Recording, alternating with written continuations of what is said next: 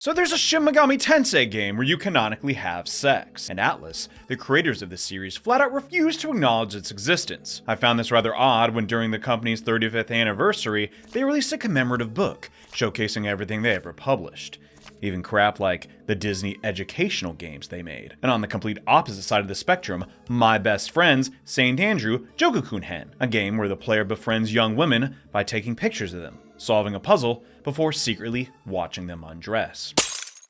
Traditionally, you don't do that to your best friends, you know?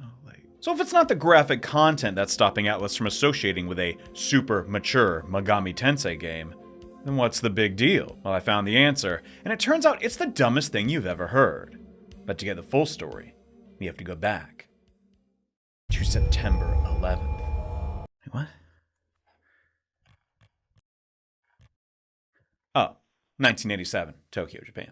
The day Megami Tensei, Digital Devil Story, would be released upon the world, and the RPG series that would be known as Megaten would get its start at this little company called ATLUS. One of the writers for that game, a man who's been with the series since the beginning, is the focus of this video, one Kazunari Suzuki. He's a bit of a character, evident by his self-appointed title of Guy and Archbishop Damien Suzuki, and that's before addressing his eccentric aesthetic. Suzuki is a curious figure, who in addition to his contributions to the earliest titles in this franchise, also worked on expanding the series through other media, writing the rule set and environment for Shin Megami Tensei's official tabletop RPG, and creating his own spin-off, SMT's first manga adaptation titled Tokyo Revelation, which shows us a side story that takes place in tandem with the first mainline game. But Suzuki was not content with stopping there, and took the steps to expand his vision of the Megami Tensei formula and create his own video game. Instead of competing with ATLUS themselves on the console front,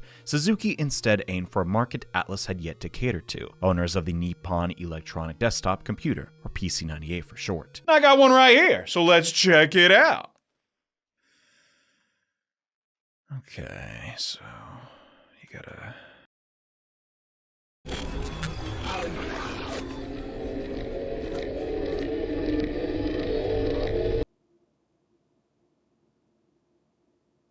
Hey, it worked! And it took this game on the planet! But why?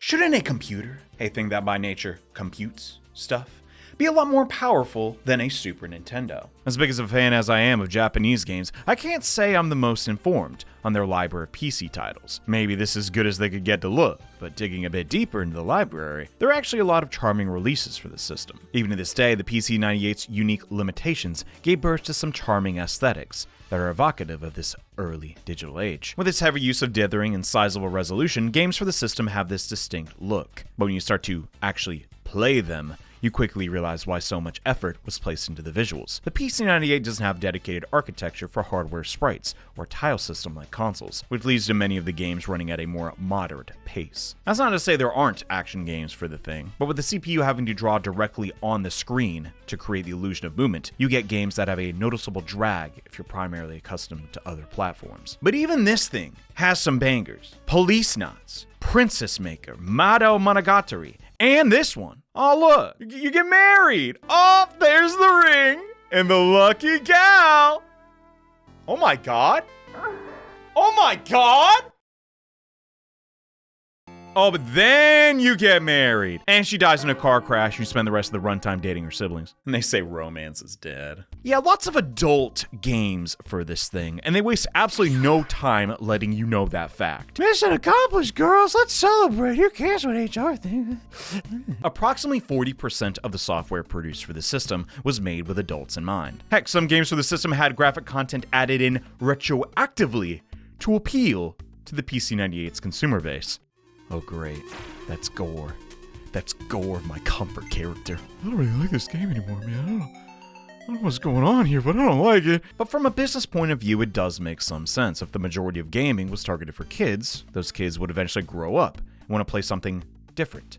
Something with some edge, or curves, in most cases. So when you combine the computing power and the demographic of the users, who could actually afford to buy a personal computer to play games on, you can start to see why the library is filled with so many games with more risque material. And Giten Megami Tensei Tokyo Revelation is no exception. But in spite of its provocative subject matter, can this title stand on its own merit? Let's find out. Giten takes place in the middle of the first Shin Megami Tensei game, when the hero of that title defeats Thor and the nukes are launched destroying Tokyo. Some inhabitants of the metropolis were warned of this event taking place by spirit mediums and were advised to build shelters and hide underground to survive the fallout. Inside one of these shelters we place Ayato Katsuragi, a citizen of the Hatsudai Shelter who's attempting to enroll as a devil buster, which as the name implies are tasked with killing demons and protecting their shelter. While Hatsudai is enjoying relative peace underground thanks to a shield barrier repelling the demon hordes, this technology is a recent addition. Before its completion, a task force of the shelter's strongest will be dispatched to the surface to fight off any demons that got too close to the blast door. During Katsuragi's childhood, he lost his mother and father to one of these demonic incursions, and now keeps his father's Devil Buster jacket as a reminder of that fateful day. You can't just hand out supplies and bullets to everyone in the shelter, so to apply, you need to prove you're capable enough. And the first step of this is a personality quiz, which determines your starting abilities and stat spread. We'll get a follow-up exam a little later, so for now, we have some time to kill. The first NPC we meet is a Chibi Chun-Li lookalike who's complaining there are no good men around, then implies the player is a virgin. Well, they knew their audience, I guess. But the good news is the rest of the community is a whole lot nicer to our protag. Everyone has words of encouragement, but the most sincere comes from our adoptive family. Nishino, the man of the house, is the most senior devil buster here, so there's a lot of pressure to succeed and live up to his expectations. But most of all, he doesn't want to let down his childhood friend, Yuka, who's also taking the test. And we really don't want to give her the ick by LARPing as a devil buster with this jacket. Freaking everyone talks about this jacket, and it does not take a genius to figure out. We're probably going to pass the test because they don't want to draw two sprites for the guy. But back to Yuka. She's the daughter of the shelter's president, but volunteered for what is essentially the army to spite him, even though she could have lived the easy life as a member of a higher class. Now yeah, even though we're all in this together, some people still get preferential treatment, namely the other devil busters who get the best food, so while it's true you volunteer, it's not a completely altruistic occupation. The first shelter is extremely detailed. You get to see how they grow all the food for the populace and the security robots. You can talk to a ton of people, way more than I was expecting. And after a little stroll, we get a notification from headquarters and take the written portion of the exam, and I got a 37 out of 100. Some of these questions are impossible. At first, I thought this was some kind of copyright protection, like all the answers would be in the manual, but no. I read the whole thing, and I'm convinced the only way you get a passing grade on this is if you cheated or played the game before. Shin Megami Tensei is one of my favorite RPG series, and I just flat out failed this thing. Kind of starts the game out on a sour note. Then we get picked up to do some battle simulations, and Yuka is our partner, so now we have even more reason to not screw up. And Giten does something pretty interesting with the usual SMT combat formula. You still have 6 party members with slots 4 through 6 functioning as a back row, common in the genre. When you navigate the maze of this virtual arena, you quickly find out that Giten isn't turn-based, and there are no random encounters. You didn't really see this kind of combination back then, but in Giten, each player action, when spent, goes on cooldown, and then you wait in real time to act again. All the while, you can maneuver around the arena during combat to create or minimize distance from your targets. Melee attacks increase in damage the closer you are to your foe. Conversely, firearms can't be used at close range at all. And spells have the best of both worlds and can hit multiple targets at a time.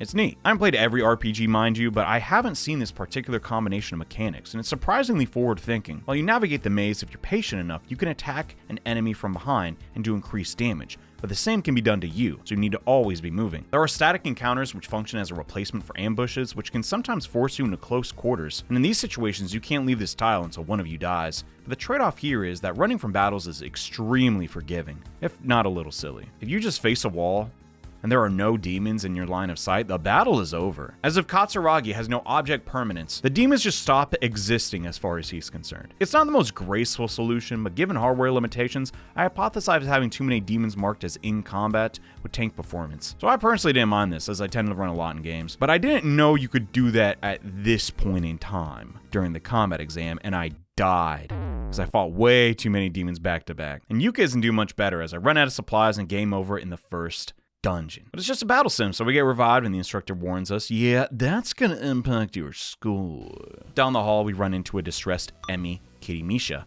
who lets us know some demon data in the simulation has gone berserk. She hacks the system to refill our HP, and we attempt to kill the poison dragon with Emi's boyfriend, another devil buster named Tatsuya Hayasaka, but it's way too tough. Nishino tells us to withdraw and regroup with the other trainees. With Nishino's tactics and a full party of devil busters, the team re-enter the fight as we review CGs of each character mid-combat, and some characters we have yet to meet yet. Then the game's title screen as the prologue officially comes to an end. After exiting the sim, we get a primer on our future party members. Tatsuya loves his girlfriend, but he doesn't think he's good enough for her. His favorite dish is curry, and he's a maestro of melee. Doesn't care much for the others though. Emi, skilled in machinery and computational science. In battle, functions as a medic and wishes Tatsui would hurry up and propose already. Gosh. Yamase, gun specialist, self-described nihilist, always upgrading his arm terminal with the latest software. And Nishino, something, be afraid of an old man in a job where you die young. He's essentially your Jagan from Fire Emblem. Starts out the strongest, but doesn't have the best growths, a common archetype. Oh, and I almost forgot. Emi's robotic dog,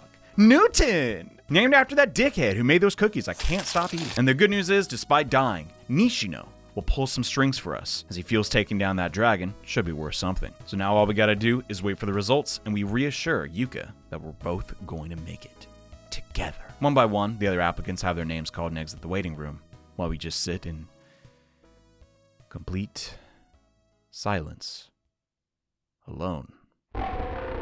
But a distant noise jolts us awake, and we run out of the office room, and whatever it was appears to be coming from the armory. A worker that was nearby asks us to go in alone, as he's got a wife and kids to look out for, and I don't protest. Inside we see a disturbing sight, a devil buster on the verge of death, spread out on the storeroom floor, a weapon researcher with a knife to his throat and its holder.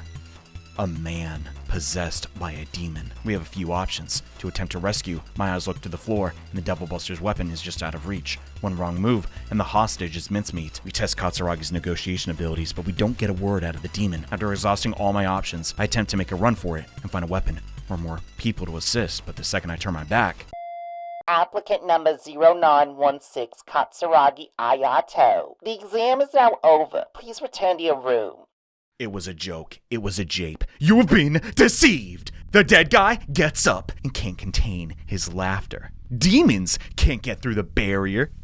Dummy! We were duped, and frankly, things aren't looking good. We failed the written exam, died during the virtual training mission, and turned our back to the enemy in a hostage situation. Back in our room, Yuka storms in and tells us she passed. We check our computer, and we didn't. We are unqualified to join the Devil Busters unit, and frankly, I was shocked. Everything in this game seems to point to the test just being a formality, but no, you are not some chosen one. To deliver a rejection notice to the player this early on is daring. Usually devs will pamper the player and reassure them they are piloting a paragon of brilliance. But not here. Take your sensitive behind back of Final Fantasy. We ain't not feeling crazy, buddy boy. You then have to awkwardly tell all your friends and family that you failed your big test, as they pat you on the back and say, try not to feel too bad. It's too real, and I don't like it. Someone buying this game might have been applying to jobs non-stop with no luck, because this game came out during a recession. Pops this into their personal computer, and the game reminds them of how big of a screw-up they are. But then, our main character, which is traditionally silent in these games, mind you, reflects on losing his mom and dad, and how worthless he is now that he's failed both of his fathers and cannot follow in their footsteps. Now will gradually become distant from Yuka now that you two are going down separate career paths. It's one of those nights we hardly sleep at all. The hero wakes up to find Yuka in his room as she makes an attempt to encourage him as she runs off to take care of her devil-busting duties. Katsuragi can't help but want to tag along. But I gotta ask, is this really Devil Buster's standard issue? If she climbs a single set of stairs, something is gonna fly out of that outfit. Emi's uniform is completely different, so maybe it's just her rebellious thing again? I don't know. Speaking of Emi, she got a call from HQ. A demon is headed right for the shelter, and Team 2 is ordered to intercept it. Just standard protocol, but still, Yuka isn't ready for the real thing, so she stays behind with us as the real heroes defend the colony. Meanwhile, we are left alone with our childhood friend, and they do some tasteful flirting. Katsuragi, would you like some coffee or black tea? Coffee. Okay, here you go. Yuka, this is black tea. Oh, silly me. Tachibana, come in. We're being ripped to shreds. By the way, do not Google Yuka Tachibana during any point in this video, especially if you're in public. She tries to respond but gets nothing back. Something is jamming communication. Thinking quickly, she intends to run down to the basement floor and inform command directly while she asks the player to see what's going on, even though we are not an official member. So Katsuragi rushes up the stairs as we can't rely on the sluggish chain of command to dispatch Team 1 for a rescue operation. On the other side of the door, we hear Squad 2 fighting for their lives, streaming in vain into their communication devices that they can't get back inside as the demon damaged the door. We call out to them and Nishino gives us the combination.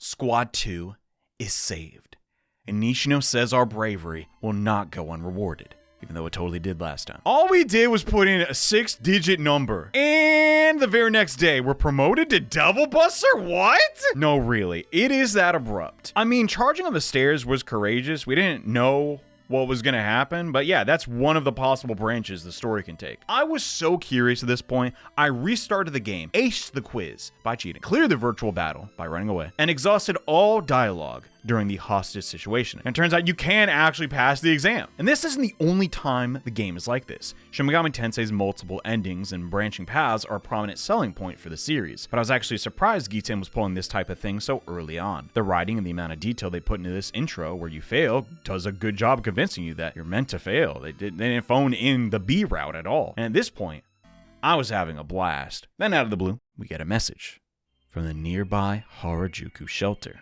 It's a distress call. Somehow demons got inside the shelter without entering the door, and now a zombie virus is spreading within. Katsuragi says it better than I ever could. We let the other members of Squad 2 know, and they are as perplexed as we are, as this sort of thing isn't a common occurrence.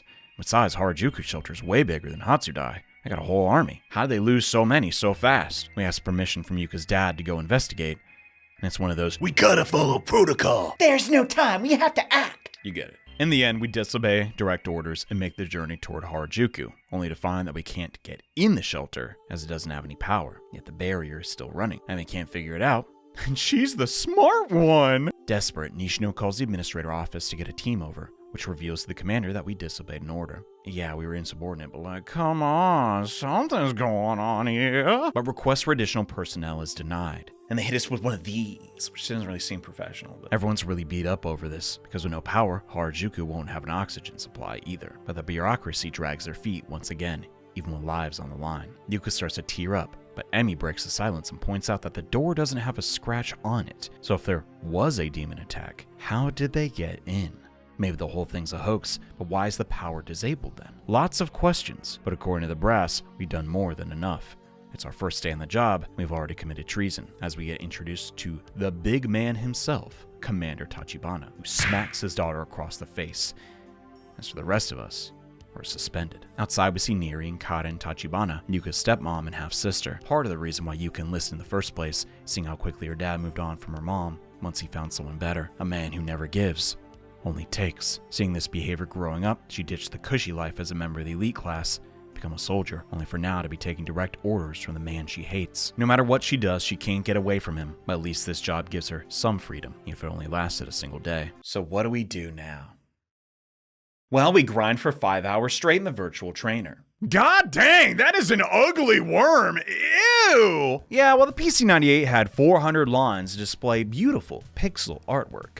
Giten's display only takes up a fraction of that screen, so it has the memory to have real-time combat and display its maze graphics. But despite this, we have a new demon illustrator for this game. There are some carryovers from the mainline SMT games like Jack and Chris the Car, but the majority of the designs are done by Katsumi Aizaki, who created most of these designs for the tabletop RPG, which went for a gritty and highly detailed impression of demons and environments. But some of the sprite work just doesn't translate well and looks messy, or is just plain bad. Hierarchy, color theory, who needs that crap? Put a leopard in ruby red high heels and a thong. As you can see, playing it on the intended display doesn't really help much, but I'm not saying the art is bad. Exactly. It just isn't the right style for this game, and it's not like a chibi style would work either given the setting, so maybe something in between would have been preferred. It might sound like I'm being extremely harsh because, after all, it's a retro game. They could only do so much. But here's the thing. This game came out in 1997 and was one of the last PC-98 games to be released. Giten was delayed again and again and had a comparatively small team making this huge game. They didn't keep any records on its development, but I can glean that it wasn't produced by the usual ATLUS staff, but instead Suzuki's company, Yu Kikaku, which was likely a branch of his dad's company, Sho Kikaku, who was credited as a producer on the project, though I'm really just speculating. Genichiro Suzuki is actually kind of a big deal. His main claim to fame is being Japan's first professional game designer, creating the board game Monster Maker, which had its own video game, so he likely had some dough to loan his son, but the rest he got from ASCII, who published the game. It doesn't seem like the usual ATLUS suspects have very much input in the game, other than Kazuma Kaneko being in the credits, so they could use a shiny variant of Jack Frost. Basically, we don't know how big the staff was or how much money they had, but they had plenty of time to get this thing out, starting development in the early 90s, but by the time it came out, technology advanced so rapidly that its aesthetics were lacking. Also, this battle theme reminds me of something, but I can't put my finger on it. So the visuals and sound are a bit dry, but the story is so novel, I just had to make a video about this thing, and I know it'll suck you in too once you see where this is all going. So let's continue. 5 hours of grinding might seem excessive, but will really help us out for something that will come up later. I jumped from level 5 to 25 and learned a crap ton of spells in the process. Other than Persona, the hero didn't really get magic in these games, so Katsuragi stands out a bit, being a fire mage with some utility spells sprinkled in, one of which will come in clutch for the whole game. After our excessively long workout, we check on Squad 2 for a bit, then return to our room to see another notification on our computer. It's Harajuku again, and they killed all the demons in the shelter with a new invention, the Demon Repulsion Program. Sadly, it doesn't work on zombies, so there were still plenty of casualties, and the Harajuku Devil Busters were kind enough to send it over to us. Dang, they got the whole thing run on 1.5 gigabytes? Well, for the time, according to the game, that is massive, but we see what it can do, and when we begin the installation process, we start to feel queasy. Before we collapse, we see murmur.bin and aim.bin were installed into our database. That night, you have a dream. You're covered in blood, with your fingertips broken and nails splintered as you drag yourself around the ground floor. You don't recognize this room, but you know it's the morgue, and your bloody handprints are plastered on every wall. You wake up, but don't have the energy to leave your room. The phone rings, but you can't answer, as your companions leave voice messages asking where you are. Then a more direct approach. They speak to you through the door, but still not a word. Only Yuka is determined enough to enter your room and see you face to face. She jumps at the sight of us as you look down to see your hands caked in dried, flaky blood. She rushes to find a doctor, but you can't stay put as hunger overpowers you. Katsuragi marches down to the cafeteria, demands 10 hot and readies for only $5.55, but you don't even tip and storm off to your room to devour your meal. Your comrades spot you in the hall, but you don't stop. Nothing can stop you at this point. The cheese and substandard marinara slide down your gullet, and you lose all the magnetite you amassed during your training as a byproduct of the imminent constipation. Again, the doors open and the lights turn on. Yuka, interrupting our feast with puffy eyes. She calls our name and asks us how we're doing, drawing closer as her steps are impeded by greasy, discarded cardboard on the floor. As we rise up to meet her, a carnal desire is all we can think of when we look at her. No, it's different than that. All you can think about is eating Yuka Tachibana's flesh. Seeing the look in Katsuragi's eyes, she darts out of the room. Then we collapse again. The next day, Katsuragi is sobered up and recalls what just happened, and hobbles over his PC to find the Demon Repulsion Program is nowhere on his hard drive. It's right as you piece it all together that the door behind you opens, a teary-eyed Yuka. Katsuragi, listen. My sister, Miri Tachibana, was found dead in the farm. When they found her, every drop of blood was missing from her body. Your heart begins pounding as you trace Yuka's gaze to your closet. Your boots are covered in mud. Katsuragi, why? Tatsuya sprints into the room and tackles Katsuragi, pinning you to the wall in a blind rage, demanding an explanation. But what can you say? You have no recollection of any of this, but the player notices something is off, as the magnetite we lost has been strangely replenished in a small amount. A computer virus has possessed us to commit an unimaginable act, and now we have no choice but to suffer the consequences. You just wanted to be a devil buster, and you failed not just yourself, but the person closest to you. Tatsuya runs off to alert his superiors as Yuka stays behind and begins to confess her true feelings to Katsuragi. She knows she should be angry right now, but she can't bring herself to hate the man she loves. Tatsuya bangs on the other side of the door that his execution will be held tomorrow, the only grounds for delay being a funeral for the Admiral's daughter. Realizing this may be the last night she ever sees him, Yuka continues to confess, and they sleep together. Is it romantic? Not really. Again, I guess they just wanted to make sure you saw these scenes ASAP. I know you just murdered my sister and everything, but you're still my bookie. Come here, you. Maybe it's a play on the cliche that people hook up more at funerals. I don't know. But more importantly, yeah, a computer virus infecting a person and ruining their life in just one night is our inciting incident. It may seem a little silly nowadays with the fear of technology during the 90s when computers were this brand new concept, was more understandable. Some of these were downright terrifying to hear about. One day, the whole office would just turn their computers on, and each of their monitors would say, "Never mind your culture. Esperanto will go beyond it. Esperanto will infect it. Now not only a human language, but also a virus." If I saw that crap, I'd quit my job and join the local Amish commune within the hour. Side tangent, if you don't commit to sleeping with Yuka at this point, your alignment confusingly shifts toward chaos. So does that mean having premarital sex is inherently lawful? Or maybe it's because blueballing your girlfriend is a little random and thus inherently by definition chaotic. I don't know, but it is slightly amusing. Whatever, Tatsu is here to have our head chopped off and escorts us off. In the Devil Busters meeting room, our would-be comrades aren't delicate with our farewell and taunt Katsuragi, stating how all we managed to do was kill one little girl and how the computer virus was intercepted before it could reach another shelter and propagate. And abruptly, the player begins recoiling in pain as a black fog escapes his mouth and materializes. The fallen angel, Murmur, in the flesh, seemingly exorcised from our body. The humans attempt to subdue the demon, but we can't even land a hit on the guy. The difference in strength is obvious, but Murmur doesn't retaliate. Instead, the demon inverts into a black mist and escapes under a crack in the door. A desperate call to headquarters goes unanswered, and comms are down again, and the rest of Squad 2 enters to inform us that the demons have appeared all around the shelter. So we fight through waves of enemies in an attempt to make it to the residential floor where the civilians are corralled. Emmy confirms the shields are operational, and Murmur was preoccupied. So it's anyone's clue how they got in, but given a chance to redeem ourselves, we cooperate with Nishino, and the others just secure this floor, the team putting their trust in us again, only out of necessity, given the circumstances. With the demons on the floor culled, we watch the exits for any reinforcements, with Yuka. When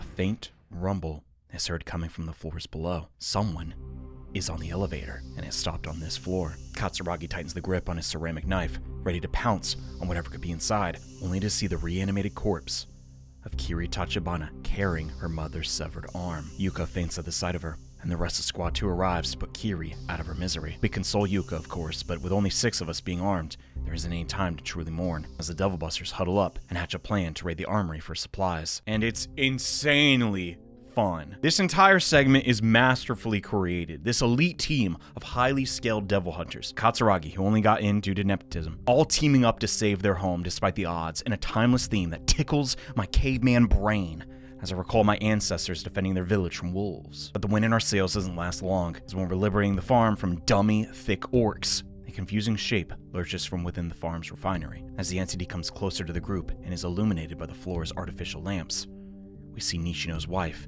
and son have morphed into a singular abhorrence. But Nishino is unshaken, thankful even, that his son's final moments were with his mother. Just when things were getting a little too fun, we're brought back to orbit as we personally kill our stand-in family. Oh yeah! I leveled up! The party doesn't get a chance to console Nishino as Mr. Tachibana comes through the comms. Demons are right outside his door. They're powerful ones at that. He locked all the entrances in the shelter, but somehow the demons made their way to the main computer room. It's clear he tried to save himself, but regardless of our opinion of the guy, if demons do breach the main database, that virus could spread, so we rush down to save him, only to find the commander is long dead. Yuka runs to what's left of him, when out from the shadows, Murmur grabs Yuka by her hair, and no longer holding back, wipes our party with a flick of his warhammer, doing 40k damage in a single blow. As the last of Squad 2 falls to the deck, a gathering of mighty demons makes their entrance. Epos, one of the princes of hell, possessing unparalleled physical strength, the visage of a lion, wings of an angel, and a goose head coming out of his eye socket for some reason. The Mesopotamian goddess Lamashtu, who some call the mother of all monsters. Asherah, the divine mother and wife of El. Astarte, the earth mother. Abaddon, angel of the pit. And Dekarabia. Ew, dude, you look effed up. And he's kind of an odd choice compared to all these extremely significant and powerful demons. But because of his more recent design, he's one of the few demons to get multiple forms of merchandise. I had no clue he had such a problematic past.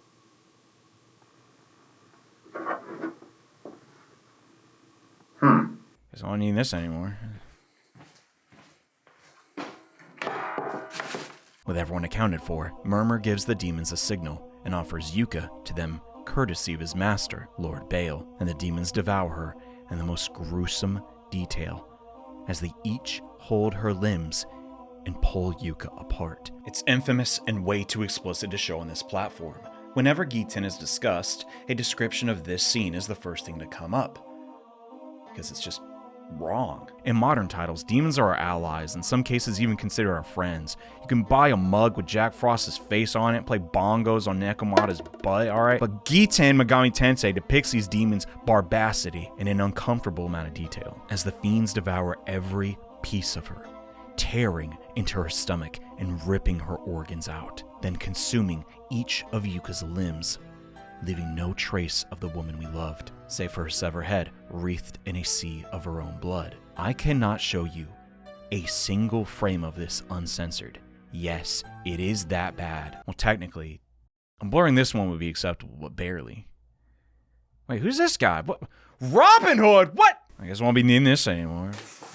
Oh, frick! Each of the demons, after swallowing a limb or organ, feel a pulse of power, but something is off. Yuka's body doesn't digest when inside the demon's stomach. Somehow, Yuka is still hanging on by a thread. But satisfied with the feast, one by one the demons exit the room, seeing no need to finish us off, already having their fill. But the last to leave is Murmur, who collects Yuka's head, a trophy for his lord, casts a healing spell on the group, seeing it a waste to kill us off when we can be put to the labor camps. If we can survive, that is. As he started pumping the shelter full of poisonous gas, we tried so hard, but the demons were just too strong, and the entire shelter is done for. The party run to locate hazmat suits, but there's a problem. There are 3 suits and 4 survivors. Nishino volunteers to stay behind, but Emi and Tatsuya can't bring themselves to let him die. Not me though, give me that crap, you heard the guy. Instead of wasting time debating, Nishino forces his way out of the supply room, running right into the gas, sealing his fate, as reluctantly, Emi and Tatsuya follow their orders. Wait, weren't there 6 of us? The sole survivors reach the surface, and it doesn't take long to find a familiar face, Yamase.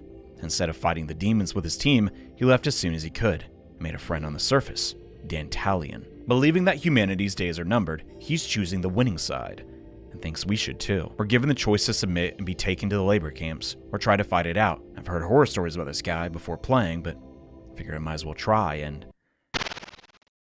oh. Dantalion and Yamase flee, and we don't exactly have the energy to chase after them. From the opposite direction, 2 resistance members arrive in a jeep, get out to check on us. Kamikawa and Sonoda, members of Pentagram, which despite its name, is the enemy to demons. These 2 guys are out here looking for survivors, and hey, that's us, so great. We recount recent events to Sonoda, and it happens that a similar disaster transpired at Harajuku Shelter. Is an email phishing scam really going to be the end of all humanity? Not if we have anything to say about it. So we take up their offer and take a ride over to Pentagram headquarters to join up with the rebels. But just because we're human doesn't mean we're going to get respect around here. Most of Pentagram aren't from shelters, and look down on those who only thought of their own self-preservation underground. Watanabe, the leader, is more understanding and will gladly take any help he can get, but that doesn't mean our standing with the troops improves just like that. Some of these guys are straight up dicks, some real rough characters here, and some of them are just inexplicably horny for whatever reason. Men and women both proposition our hero for sex. Yeah, the game's writing's been incredible so far, but there is a reoccurring pattern of NPCs being hot and bothered, permeating throughout Giten. They're just barely hanging on. Food and medical supplies are scarce, but the good men and women of Pentagram's libido refuses to lower. Demons' behaviors change based on the moon cycles. On a completely unrelated note, I happen to be ovulating right now. Okay, man, that last one up. But there's a lot of fun to be had just talking to every NPC you can find and reading their unhinged dialogue. It doesn't matter what's going on, chances are high someone in the room will be bringing up sex at the oddest of times, because the writers have absolutely no filter. There is a gold mine of optional dialogue here, but I can't help but feel some of it's a bit misplaced. It's the apocalypse after all. And we learn a little later that in-universe, paper is extremely rare, which includes toilet paper. So they're just honking out dirt snakes with minimal cleanup. And when you learn this base used to be a sewage treatment plant, I can't suspend my disbelief that anyone could stay aroused in this literal dump. But back on topic, if we want to earn our keep around here, we need to fight. And the current mission is to liberate the Shinjuku labor camp. A half-breed demon, Nekogal, has provided Pentagram with the camp's layout and set up a plan for its forces to sneak in. Watanabe is sending in 3 teams, and as luck would have it, we get drafted to do the hardest job: extract our catgirl informant and keep the camp's leader busy, while the other teams evacuate prisoners. Sneaking past the guards, the team disperse, and Nekogal gives teams 1 and 2 Baelite soldier uniforms. As for us, she only had so many, so our squad gets stuck with sex slave getups, because the next dungeon is a sex dungeon. But really, it's just an excuse to give Emi and her boyfriend new outfits that never show up again. Oh, and flood this chapter of the game with topless demons. So many pixelated nipples that I had to censor to get this video online. With Giten being an adult game, they saw it fit to make sure that every attractive demoness you come across, and some unconventionally attractive ones, have as much sex appeal as possible. You'll just be minding your business when a harem of bare-chested babes block your path at every single inch of Tokyo. And this has always been an aspect of the franchise, as even the more recent and prudish titles aren't shy about presenting these deities as they've traditionally been depicted. Which is to say, in the buff, all natural, buck naked. Long before Fruit of the Loom and Calvin hit the scene, our ancient ancestors betrayed these gods in an idealized, true, perfect form. Humans have been creating art like this for, well, since the very beginning. Giten is attempting to echo this tradition, but it can come off as immature if divorced from the context, as the sheer amount of boobs and butts thrusted into your face during Giten's runtime can get old fast, as if my daily commute to work has me walking through the red light district. The first week was a little embarrassing as I resist the urge to look at the gals, but after a while the taboo becomes routine, and a little bit annoying as these barely clothed women routinely impede my path. But does Giten have anything else to offer than being a glorified SMT-themed hentai game? Surprisingly, yeah. Or I wouldn't be talking about it. I'm gonna go against the grain here and say yes, while the game is absolutely charged, it is not an H game. It is an RPG with many adult themes. If you can overlook this little quirk, it's actually a pretty fun Megaten game on par with, and even exceeding the Super Nintendo classics in some regards. Well, falling short in some other ways. It's also the one game where having new demons makes the least sense, as once recruited through negotiation, demons can be given weapons and armor, which is a pretty cool system. Each demon you recruit is tied to a subclass, which limits what they can wear and hold. Then you need to hit a certain stat threshold to wield stronger equipment, just like the player. Beasts have tremendous base stats, but are locked out of the best weapons, because they can't exactly hold them. Similarly, some armor is gender locked. So sorry, Katsuragi, you can't wear those sexy new pumps. And for the first time in the series, demons can level up from battle and learn new spells, which just wasn't a thing at this point. I got this demon Nera down here in the tunnels, and she stuck around for almost the whole game's runtime, and was surprisingly useful, eventually learning some powerful support magic, so you had a reason to keep your favorites around, even if they lack the resilience of higher level demons. This stretch of the game is a little tense, as to my knowledge there isn't a good place to grind or heal. We just have to follow our teammates' directions and refill our MP when we eventually level up, which won't be for a while since, yeah, I'm level 25. After many twists and turns, we reach the Taskmaster's headquarters and hear them strangling someone from the other side of the door. Inside, we see Dantalion strangling Neko Gal to death after suspecting her of turning traitor, and the party get ready for a little rematch. And it's the hardest fight in the entire game. In the span of 30-ish minutes, Dantalion has jumped up 10 levels and will obliterate your party. At this point in time, you fought absolutely nothing even remotely close to this boss, as the only things you could have come across were the battle sims, which are purposely easy, Murmur, who's unbeatable for narrative reasons, and a defense droid, which is just a mini-boss. Dantalion is smacking each of our teammates for half their HP each turn, and is nigh unbeatable with our current level of preparation. The reason I grinded to level 25 in the first place is because I was warned ahead of time just how unbalanced this fight is. Oh, poor baby, complaining about SMT's difficulty. Take your sensitive behind back to Breath of Fire. This ain't your grandpappy's RPG. In the eyes of many, Megami Tensei's most evident attribute is difficulty. These are hard games without a doubt, but where does one draw the line between difficulty and objectively bad design? The most notorious moments are the many instances of early game bosses that test the player's understanding of mechanics. Baldur, Minotaur, Matador. These encounters serve as a wake-up call to fans and an exit point for more than a few. Here, we see this archetype in its simplest form, except it's undeniably terrible and not even the least bit fun. And I say this as the guy who has guided many through these exact types of challenges multiple times. Don't pull that, I bet I could beat it.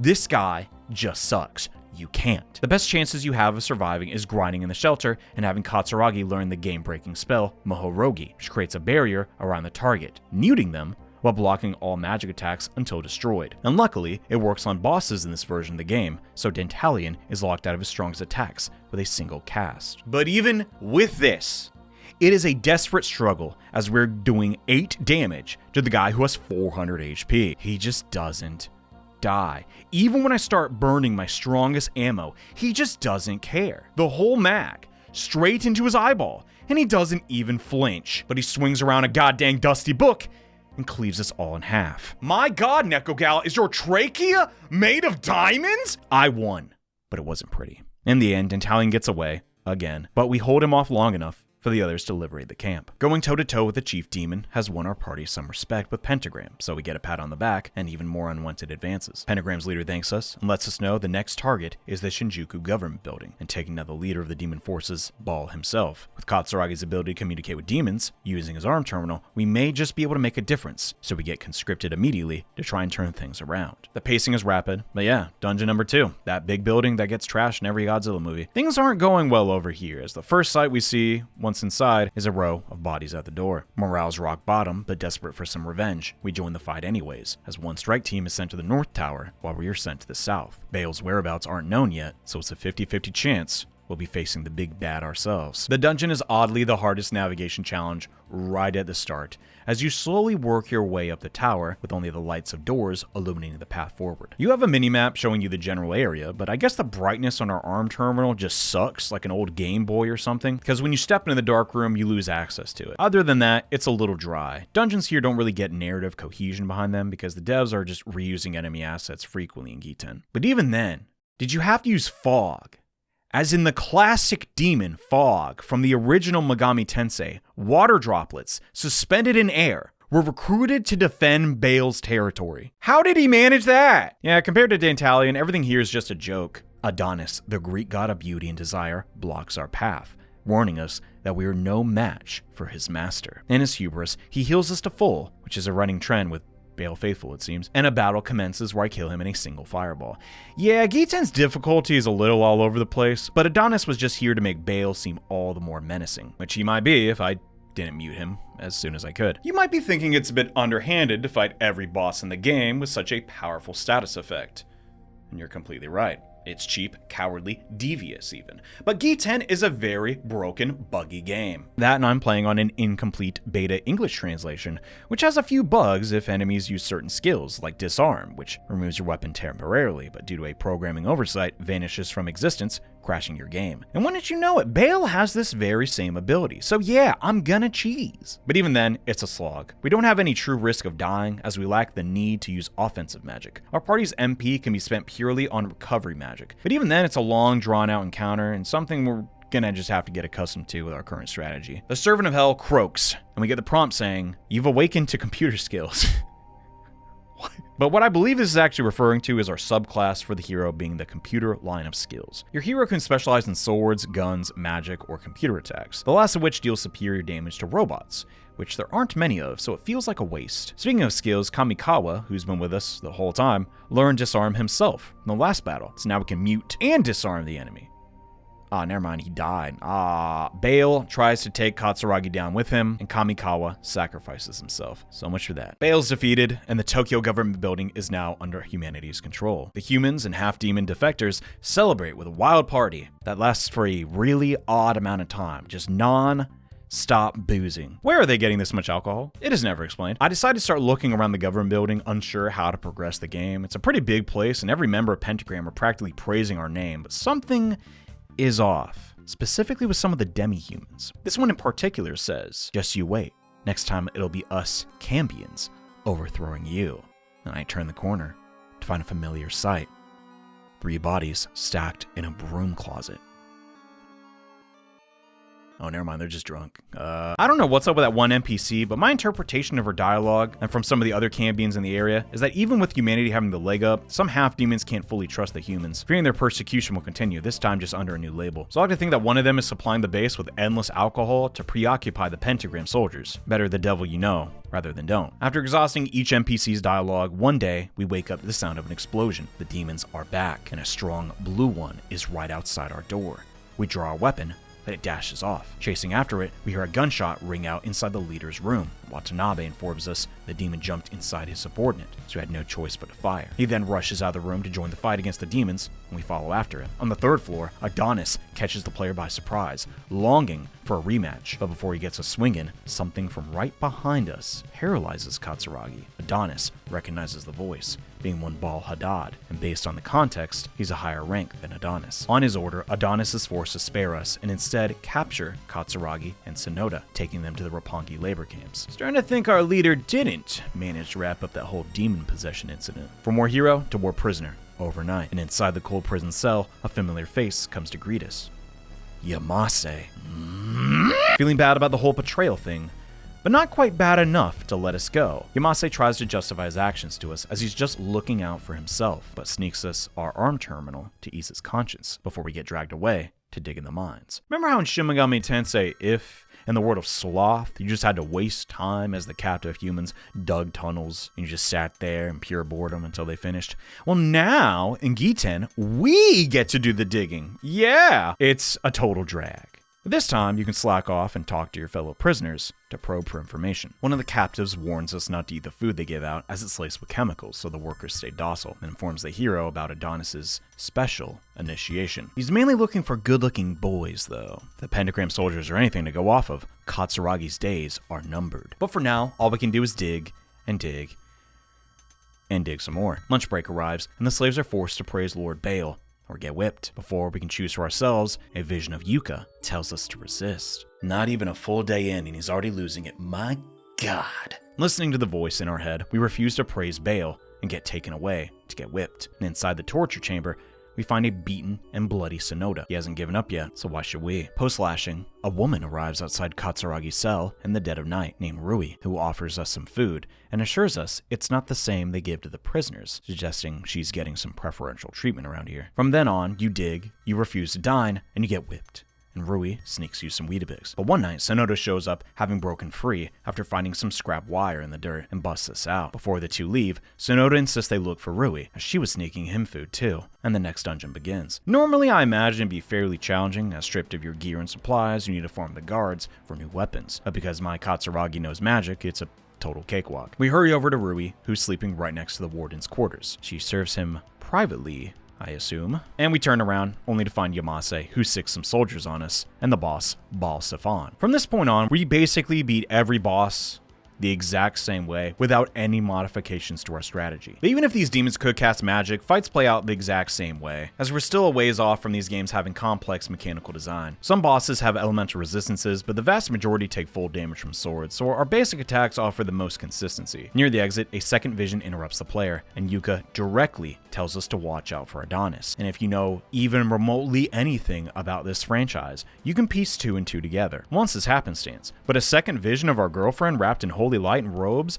that's a Megami if I've ever seen one. But confusingly, she's completely wrong on Adonis's current location. We go to ground zero, nobody there.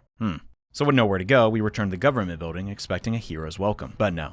Watanabe is pissed. After they captured a random demon, they tortured it. And wouldn't you know, the demon blamed the invasion on us. And were sentenced to be executed just like that. It's completely nonsensical we'd betray Pentagram after taking down Bael. So that all but confirms Watanabe got possessed. And the rest of Pentagram read at a 3rd grade level, so they're easily swayed. Not everyone though. Right before our execution, Neko Gal and some soldiers who sensed something dubious free us, as we've escaped execution for the 3rd time for those keeping track at home. With the getaway car waiting outside, Neko Gal insists we take Rui with us because she'll likely get tortured, so the 3 Devil Busters ride out into the sunset. But one problem, we don't have a lot of gas and we don't know where to go. Rui suggests Harajuku, but Sonoda is quick to say it's swarming with demons. Rui disagrees. While we got detained, she was pulled aside and was speaking to Watanabe, and supposedly Adonis has made that shelter his new base. And we already know how much of a pushover he is, so it's decided. It's another back-to-back dungeon. The game hasn't given us even a minute to rest or safe place to farm, not even a fountain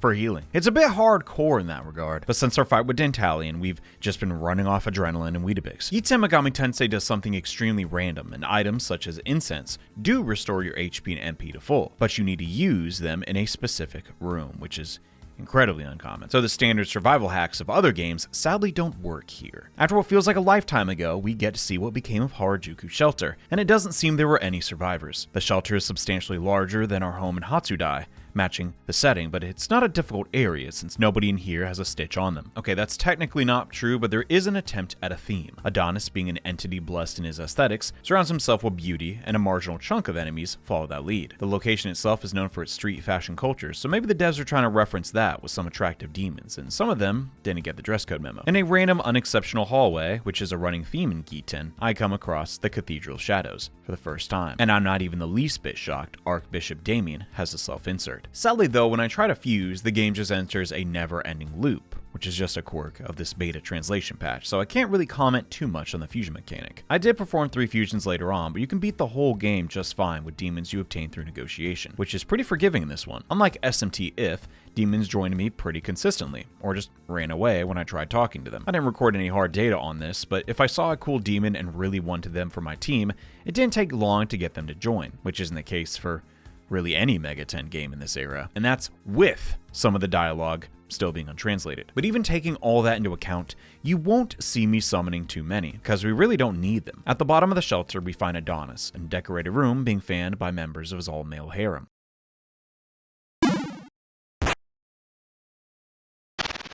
Either Adonis is comically weak, or our main character is just insanely strong, but either way, he escapes before he can nab the heart. Yeah, with Adonis gone, all that's left here are the victims of Harajuku and the flies surrounding them. I like to think this is again some sort of storytelling, that Adonis' influence was shaping the perception of the DNA of these zombies to be smoking hot supermodels, and with him gone, they revert back to what they actually represent. The game's already got this digital devil thing going on with the whole murmur computer virus fiasco, so it could be a play on demons having the power to manipulate genetic code like computer data. It's one of those things lacking a concrete answer. I'm just game theorying it up right now, because Giten doesn't really spoon feed you everything. They just didn't have the time, money, or space to do that sort of thing.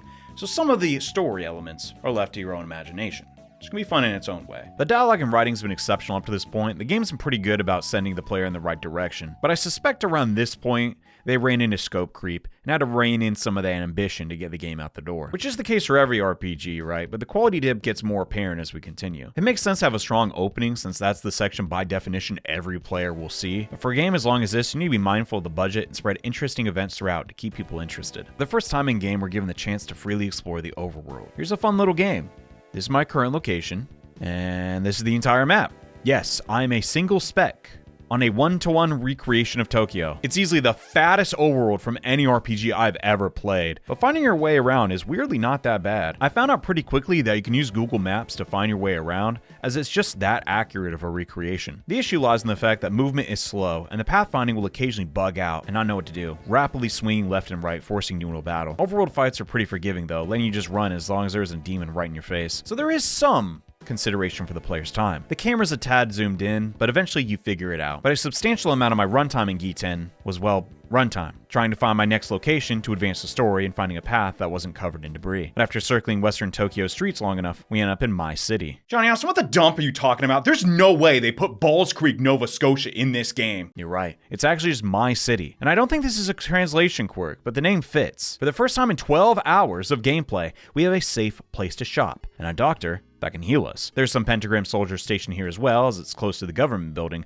but they don't seem to recognize our group. One of them mentions our supposed execution already took place, so it's not like there's a bounty on our head or anything. But talking to the rest of the populace, you hear a reoccurring problem. On nights where the moon is full, people go missing, and some say they hear animal noises. And while it's not like we owe the people here anything, if this monster is kidnapping indiscriminately, they might hit the doctor. Then we'd be really screwed. So we investigate a nearby crumbling department store and find a wheezing little girl, May, and her older brother, Kazumi, who is unfortunately striking a video essayist OC pose. The boy gives his sister some medicine and barks at us to leave. So we do, only to turn around outside for one moon phase later and re-enter to advance the plot. You, do that for a while, actually. May's got asthma, which really sucks, but doubly so during the apocalypse, and her big bro has a similar problem, lycanthropy. But don't worry, Boyo, I got the cure right here. Thanks, I'm all better now, yay! After being torched and seeing his baby sister tear up at the sight of him, Kazumi gets his demonic curse under control, as he reverts his transformation through sheer willpower, despite the full moon's glow. Incredible.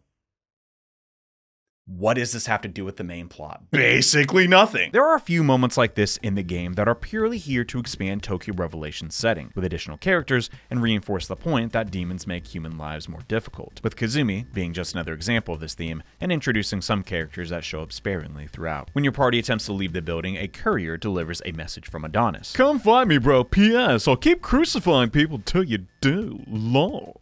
Come on! Yeah, try as hard as you like to get here as quickly as possible.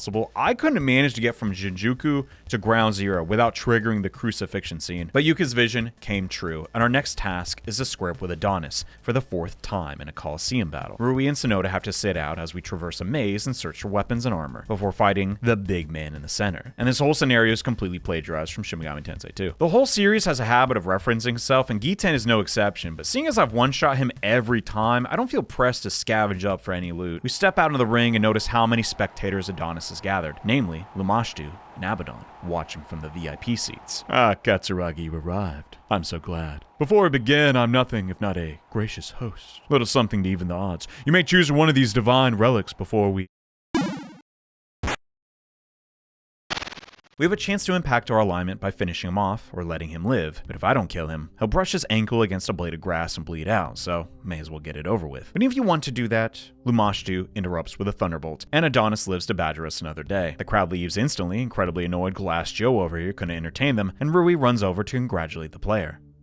But no Sonoda. Oh yeah, he died off screen. Those lowlifes jumped our bro in the 7 seconds it took us to kill Adonis, so now our party is down to 2, as we fail to take Yuka's heart back. With no direction of where the demons went, the only thing we can do is drink our sorrows away. And this is the most important thing to do in Giten, as bars will be updated with NPCs who indirectly point you to your next destination. And this is done very well. Not all of them are beacons of wisdom, but many 90s RPGs aren't as considerate when it comes to making the path forward for the player obvious. It's not a tip man scenario, but I'm accustomed to retro RPGs giving you essentially nothing to go on, replacing the hint giver in the Mariana Trench. The bartender tells us there's a prison in Ikebukuro called Shan Shan City, run by a demon, and we should definitely stay away. So we disregard him completely and storm the place. In our world, this location is Sunshine City, and has a shopping mall that is frankly enormous. Giten's depiction matches up. The main entrance, IRL, has these 2 motorized walkways, and the designers emulate that in their depiction of it. I tried to overlay the mall layout with the dungeon map to see how close they got, and yeah, there's an attempt, but without experiencing the place myself, I couldn't tell you how similar they really feel. But back down to 2 party members, the demons here are becoming a handful. I have no trouble keeping Katsuragi alive,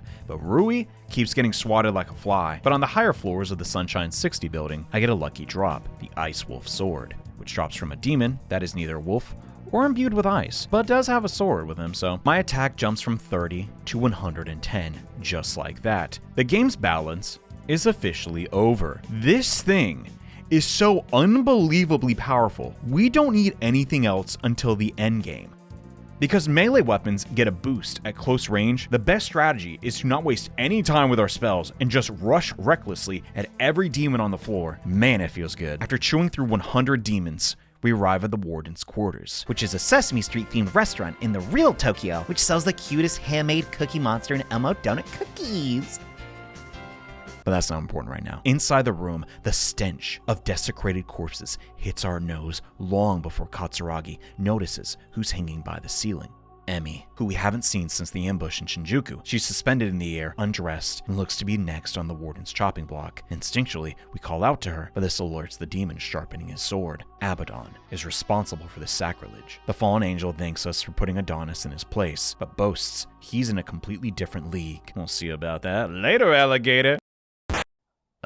Yeah, it turns out we weren't that strong after all. It's just Adonis is a total chump, and this fight is the same tier as Dantalion. For the sake of comparison, I opt not to silence him, and it's a decent back and forth. As boss fights in Giten are considered to be at medium range, our Ice Wolf Sword isn't hitting for the 500 damage it typically does. But Katsuragi only manages to lose 20 HP throughout the whole fight, as Abaddon seems to prioritize targets with the lowest max HP. Defeated, the demon dissolves, and from the goo emerges Yuka's left arm, preserved completely. Upon seeing this, Rui bugs out and runs away. And it's not clear why at this point. She just doesn't want to have anything to do with us after seeing that arm. And that's the end of that. In her place, we get Emi down from the ceiling, and she fills us in on what happened after we were taken to the pits. Tatsuya disappeared in the battle, and then Emi was suspected of being a spy and was forced out of Pentagram. With no shelter, it didn't take long before demons captured her. So where did Tatsuya end up? Finding him becomes our new goal. Only problem is, outside the demon's stomach, Yuka's arm is getting really gross. Just walking around with it isn't good optics, so we need to find a way to store it.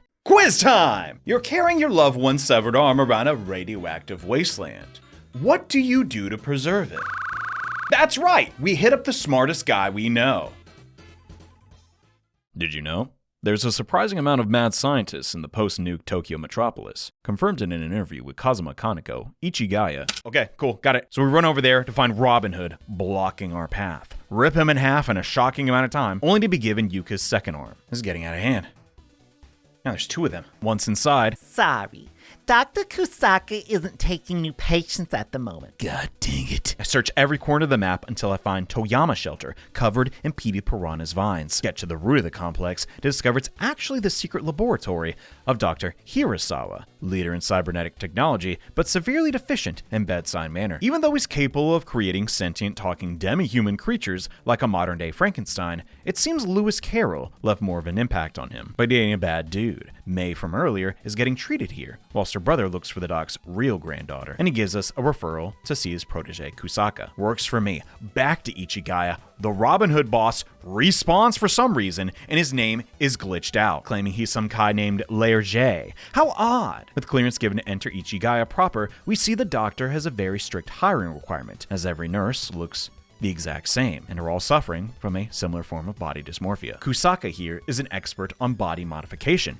and will let us use his preservation tanks if he can run tests on Yuka's arms. Given how malicious he looked in the intro, I'm hesitant to trust the guy. We are desperate, and hand over the hands, but it's only a temporary holding place, as his space is limited. Crud. Walking around the subway tracks, we explore eastern Tokyo in hopes of finding more evil scientists. The kind of neighborhood had a concentration of schools and university in the old world, so that's your hint to check out the research institute down here. This particular shelter isn't just surviving, but thriving, as the mutants here receive cybernetic augmentations and contribute to the defense of the shelter, furthering the staff's scientific pursuits. Easily my favorite town in the game, as all these scientists speak about what the future of technology could resemble. And I'm a sucker for SMT's take on a cyberpunk future, but unlike Soul Hackers, which is a whole lot more modern, how are they building all this crap in a Tokyo wasteland anyway? All the shelters are pretty futuristic, with robotic guards and every elevator in the city somehow remaining operational. Well, the answer is likely Konda's head researcher, who isn't a mutant or even a demon, just a very brilliant mortal man, one named Louis Cypher. Yeah, while it's not directly stated, I like to believe that demons like Lucifer are giving humans gifts with insight on how to build all these advanced technologies, as he's playing the long game here in Tokyo. But for now, the faction leader of Chaos doesn't play the biggest role in the story. Frankly, a welcome change. As much as I love the guy, I'm glad someone else gets to be the main antagonist for once. Louis offers to sell us one of his culture tanks, but we need a location to store it, and a demon strong enough to transport the thing. So fresh out of Leeds, we head over east to Ochimizu. You might remember this was the shelter that Murmur tried to send the fake demon repulsion program along with something called AIM.bin before Emi blocked the transmission. Well, AIM got sick of waiting in the spam folder and showed up personally to burn this place to the ground. It's one of those dungeons where some of the tiles drain your health, trying to emulate burn damage like the Sea of Flames from Megami Tensei, but infinitely more forgiving than that place. The entire population is sitting behind their last line of defense. Katsuragi pulls up. The Lesser Keith Solomon describes AIM as having the body of an extremely attractive man. Yet the tome doesn't make mention of his face. Ugh! With the shelter saved from the brink, they reward us with a room rent-free, and we finally have a place to store Yuka's body parts, safe from the elements. That whole segment sounded nonsensical and disconnected. That's because it is. The NPC and story events have never been richer, as you get insight into the inner workings of the sci-fi elements of Giten's setting. But it's also around this point that the premise gets a bit scattered. It's as if Suzuki had all these characters planned out and then instructed his staff to design the environments to house them, when really 3 of these characters could have been fused into one super scientist, and you'd have roughly the same effect. I'm not annoyed that I had to run around all Tokyo, as exploring the towns and dungeons were very very fun, but something to keep in mind going forward is that Suzuki has a character bloat problem that will continue to create issues the more we play. Some random drunk pervert at a bar, the most reputable source of info in this game, said a devil buster who resembles Nishino's description was seen in Akihabara, so that's our next destination. Inside, we bump into a one-armed young man, and he notices our arm terminal and asks if we're a devil buster, as he was traveling with one recently. Nishino was his name. Somehow,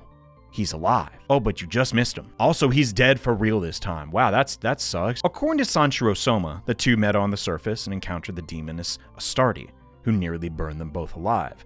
But Nishino cast a warp spell on Sanshiro before charging the demon. He returned to the battlefield to find nothing remained but ash, so Nishino is dead. But Tatsuya could still be around, so not all hope is lost. Sanshiro is also looking for his friends and asks if we can tag along since we're all heading in the same direction. All things considered, he is extremely strong. I mean, I still one-shot everything with a toy sword I got at the mall, but in the rare case I don't. He can heal, cast magic, and his sword has a chance to disarm, so it comes in handy, especially since our party size is about to shrink again. We leave the Electric City and outside find a flasher showing off his goods.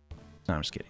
The goods are real though. This guy's selling a Devil Buster uniform, which Emi recognizes is Tatsuya's, and demands to know how this twerp got his hands on it. He runs off, but gets cornered at the local hospital. The corpse collector coughs up his trade secret that he sifts through the belongings of dead patients here. So he actually doesn't know who the jacket belonged to, but that means someone here treated Tatsuya. And we get the bad news. The last person to see him couldn't treat his burns, and Tatsuya has also passed away. Emi's legs give out, hanging on to Katsuragi's jacket as she falls. But Sanshiro uses some coercion to force a confession out of the physician. The truth is, he really doesn't know where Tatsuya's body is, as he's been selling the dead patients' bodies to collectors. Oh my god. But the biggest buyer is located in Ichigaya, so we run over. Oh my god, again? Oh no. I thought it was a Nurse Joy kind of situation, but the body dysmorphia thing makes a lot more sense on a revisit. Dr. Kusaka is making an army of sexy nurses out of dead bodies. Tatsuya, is that you? Oh, never mind. He's right here. Sure, Kusaka has a harem, but compared to what we've seen, that is completely excusable. Emi finally reunites with Tatsuya, but Kusaka breaks the news to her that he isn't alive. And while he can be revived, he won't be the same man she once knew. But Emi, so desperate to return to any semblance of her old life, grovels at Kusaka's feet. She will do anything for this operation, and he takes her in as a protege. And believe it or not, that's the end of Emi's role in the story. It is a sad depiction of attachment and not having the strength to let go. Instead of coming to terms with the fact that Tatsuya is gone and he's never coming back, Emi plans to live out the rest of her life working for this quack, seeking some anchor to keep her sane in this absurd world. My best guess is this segment is to implant the fear that we managed to revive Yuka. She won't be the same, as when we have visions, it's not like she introduces herself by name, it's just our assumption. Game sets up all these characters, give them stat spreads, official bios, detailed art, just to scrap every single one of them. Yuka, dead. Captain Nishino, dead. Tatsuya, dead. Emi, wage slave. And Newton! Where the heck is Newton? So now it's just me, Soma, and all the naked women inside my ARM computer against the world. I swear, I'm not recruiting them out of habit. These particular demons just happen to be a little more agreeable, okay? Sanshiro has a demon too, and he just summons Tsuchigumo to remove some debris so we can go to Ginza, which normally would be extremely suspicious. Like, who is this guy? What? And well, I'm just gonna tell you, because the game never will. Sanshiro Soma is actually the brother of Kojiro Soma, the main character of the Tokyo Revelations manga. I'm gonna talk about that whole thing in length later on in this video, but for now, it's just Suzuki wanting to show what happened to some of the characters in that story, and what they're up to during SMT1's time skip, which is a cool detail. He's changed a lot since the last time we saw him, but he's still out here kicking. It's nice. Ginza Underground. And only one thing's on everyone's mind. Can you guess? That's right, it's sex. It's always sex. More so than usual, as the local cult of Ishtar has a free sex philosophy. So they're like, polygamous? Well, yeah, that's normally what that means, but Giten Megami Tensei's version is more like, you can visit this temple and have sex for free with no strings attached, whenever you want. Now, I wasn't there, obviously, but I'm pretty sure in actual Babylonia, there were more restrictions than here in Tokyo. Can you imagine the line to get into a place like that? Now, you may be quick to judge, and I get it, I'm judging Damien pretty hard right now, but according to Herodotus, whose credibility is flimsy at best, this isn't too different from his records of Babylonia, but our current understanding is that it wasn't an everyday affair. What may appear as a progressive interpretation of sexual freedom had a big asterisk attached to it, as Babylonian women had to hook up with a stranger at least once in their lifetime. So is it really all that free if you can't opt out? But again, who really knows? This same guy said the Indian desert had giant ants that dug up gold, so he didn't really vet his sources well. Oh, I was just walking in the general direction of the Venus temple to, scout out some intel, and we got jumped by some Bael grunts. I don't know how to get past them. I keep swinging, and they just keep coming. All right, well, I'm gonna look it up. All right, let's see here. It's you two. It's always you two. I'm not listening to this crap. Look, it's one of those unwinnable battles. We just gotta sit here. And because I'm way too strong at this point in the game, it takes forever. I thought it was a glitch at first because we've already seen the devs can program unwinnable fights with Murmur, but they just switched it up on us randomly here, and I don't really understand why. We wake up inside the Mother Venus cult headquarters, and they were kind enough to nurse our heroes back to health. If you want, you can sleep with some of the cultists here, but given I'm the most boring man in the world, I couldn't dare risk my perfectly neutral alignment. I know this isn't the case, but the main decisions that seem to impact your alignment the most have all been if you cheat on Yuka or not, or decide to be uncharacteristically mean to her, which, you're not gonna do that. The boys run up the tower to thank the cult's leader, Shizuna. Her and her priestesses spread Ishtar's love to the populace, and her son, Kazuha, leads Ishtar's hammer, the cult's fighting force. She saved us because, why not? You're children of the Great Mother, after all. By the way, you should meet my son. He's right over here. In Kazuha's quarters, we hear him long before we see him, as there's just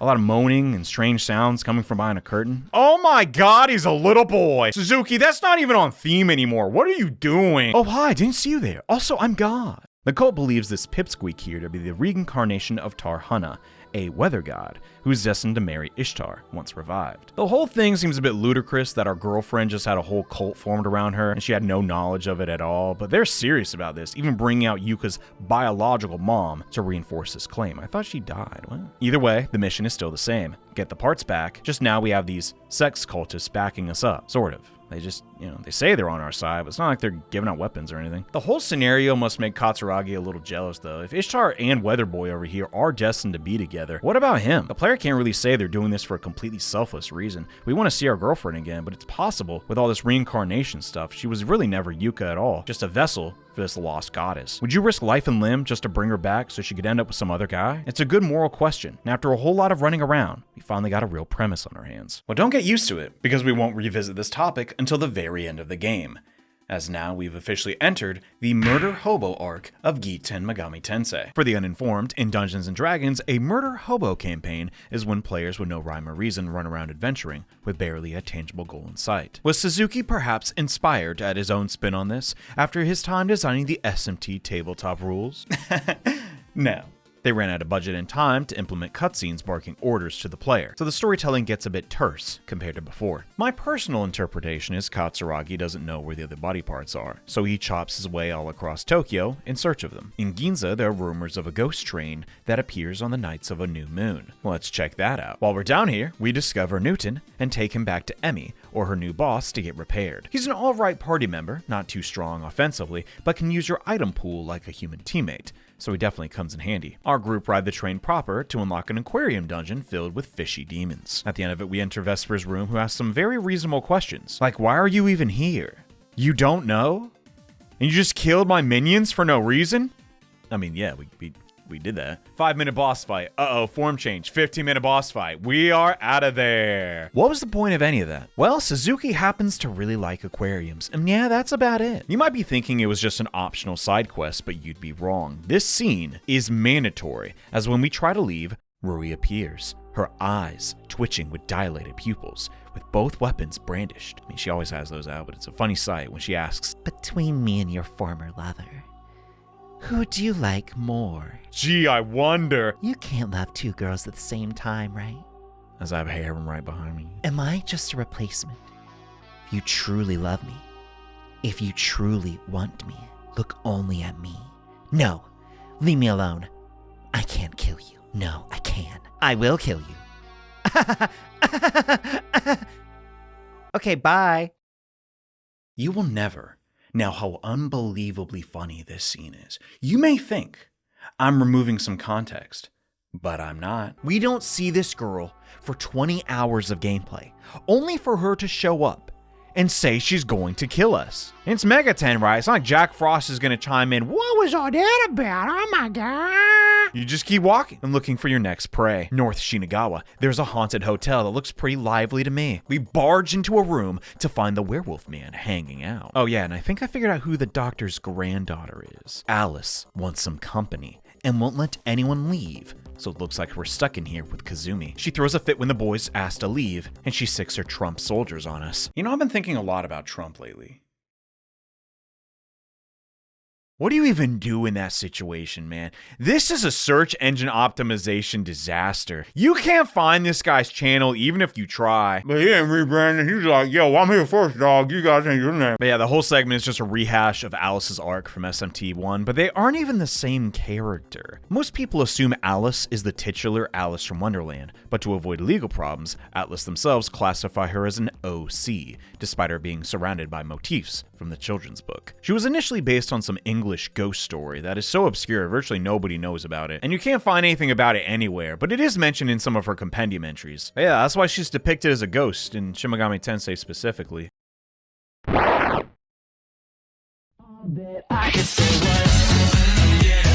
What?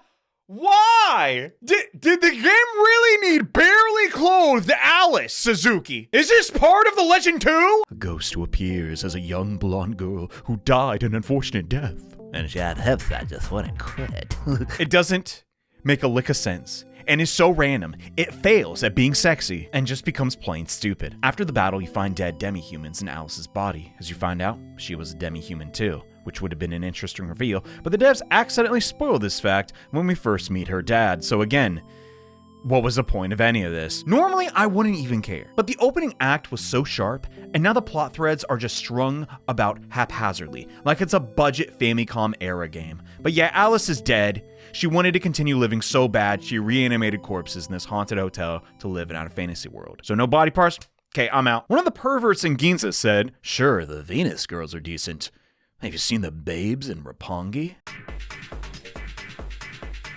How does that even work? Prostitution dungeon.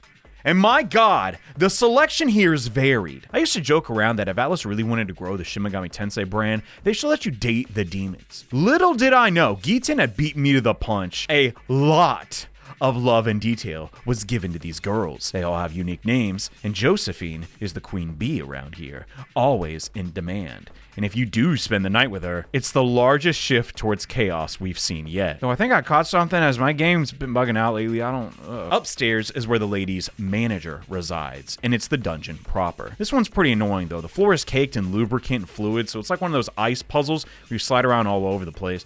Nah, not really. But you believed me for a second, didn't you? Instead, the only gimmick here is that there's some illusionary walls, so you need to keep checking your map to make progress. All things considered, though, compared to the government building and the mall dungeon, Giten's labyrinths are very compact and fun to solve. The game really only has one trick to offer here, and it's that if there's an option between a short path and a really convoluted and annoying one, the right way is almost universally the most annoying path possible. So when you pick up on that trick, ironically, the dungeons become insanely easy to clear, and the lack of random battles lets you dedicate time to solving them without being interrupted by fights, which at least for my brain helps a lot in not getting lost. Since the labor camp, my minimap has been broken because I didn't know you could just buy a program at the computer store to repair it, so the dungeons would have been even easier had I known that. Mind you, I'm not docking points or anything, but compared to mainline and even Persona, these are some chill little mazes. Oh my god! We got one! Yay! Epos is at the top, we clip his wings and get Yuka's right foot. When you leave the dungeon though, the bottom floor turns into a ghost town. The demon girls don't relocate or anything, and it paints this whole segment in a totally different light. Like dang, they all seem to be having fun, and all the dialogue made it sound really mutual. Just because Epos is dead doesn't mean they gotta stop working, right? If anything, you think they'd be happier now that their boss isn't taking a huge cut of their maca. Maybe Josephine wasn't having the time of her life with me. Was I really the biggest guy she'd ever seen? Oweno Temple, what are we doing here? At this point, my main motivation is just to see whatever unhinged nonsense I can come across next. Inside this tower, we have some teleporter mazes, and we find the members of the Millennium faction sitting in cages. These Renaissance Fair guys are the precursors to the Messiahs found in Shin Megami Tensei 1 and 2. There aren't really that many law reps in the game so far, as Giten has a pretty heavy chaos bias. But freeing these guys could swing your alignment back after that brothel episode. But I checked and I'm still a completely neutral fence sitter. Rudely, they don't thank us, but instead their master, Maitreya, for sending someone to come free them, which is a Buddhist deity last time I checked, so maybe we need to see what's going on in Millennium later. Belberith, who is tangentially related to Beelzebub and serves Bael, says his master is already in Shinjuku, and if you've been diligent talking to NPCs, you'd be able to piece together that Bael isn't out of the picture quite yet, as the Shinjuku government building is back under demonic control, an impenetrable barrier now surrounds the tower, so Belberith isn't all talk. After the lackluster boss fight, he casts a spell and sends the heroes to the basement, and he dies off screen. Down here, we see a collection of carcasses without any blood, and a man in Millennium uniform on the brink. He warns the hero about Millennium, then supplies us with a string of numbers and mentions a mirror before passing away. Toward the exit, Sandro's got some bad news. He found hints that his long-lost friend, Kyoko, is still alive, and needs to stop traveling with us to locate her. He's really apologetic about it. But yeah, that's the last we see of the guy. I guess they have some history together or something. But dang, the game's starting to get hard again. And while I can still one-shot basically every overworld encounter, the boss fights are just taking way too long. 10 minutes on average. Just mashing the attack command and healing over and over again. So losing Sandro here hurts extra hard. Man, what are we gonna do? This game's gonna take me forever. Aw, dumb. Hey, Ayato. Do you love me? Would you kill me? In a hypothetical sense, like if you were a vegetable? Huh? Like we're talking like a zombie apocalypse situation if you got bitten, or? Don't think too much about it. Bye. Rui might accidentally be the funniest character in all of Megami Tensei. Mara's puns have nothing on this woman's abrupt entrances and exits. She goes from our treasured companion to unhinged stalker so rapidly and without explanation, and doesn't even join the party again. Like, come on! The Tokyo Millennium faction is up next, but to get inside, you gotta buy an outfit from the corpse collector to sneak in. Inside their headquarters, you input the code obtained at Ueno Temple, and oops! The devotees downstairs claim their Lord Maitreya to be a venerated healer and miracle worker, but homie got a demon infestation, and you'd think a holy man would, have no problem taking care of that. Well, that's because, and I hope you're ready for this twist, he's actually a demon. Ooh! The sack of corpses we found in Ueno being people who sought asylum in Millennium, only to be shipped off. Just another scheme to feed sacrifices to the Bael faithful. The Archbishop, who supports Maitreya, turns out to be Belphegor, sporting a very cute little pink toilet cover. Can't say I'm a fan of it being on the seat itself, though. Doesn't seem very sanitary. When I take a dump that forced me to take my shirt off, I don't want that cushion to be collateral damage. Oh yeah, the boss fight, I zoned out a little bit, because man, it's got a ton of health. Like, way too much. Another 15 minutes of just this. The inability to fuse is really starting to suck right now. After the boss...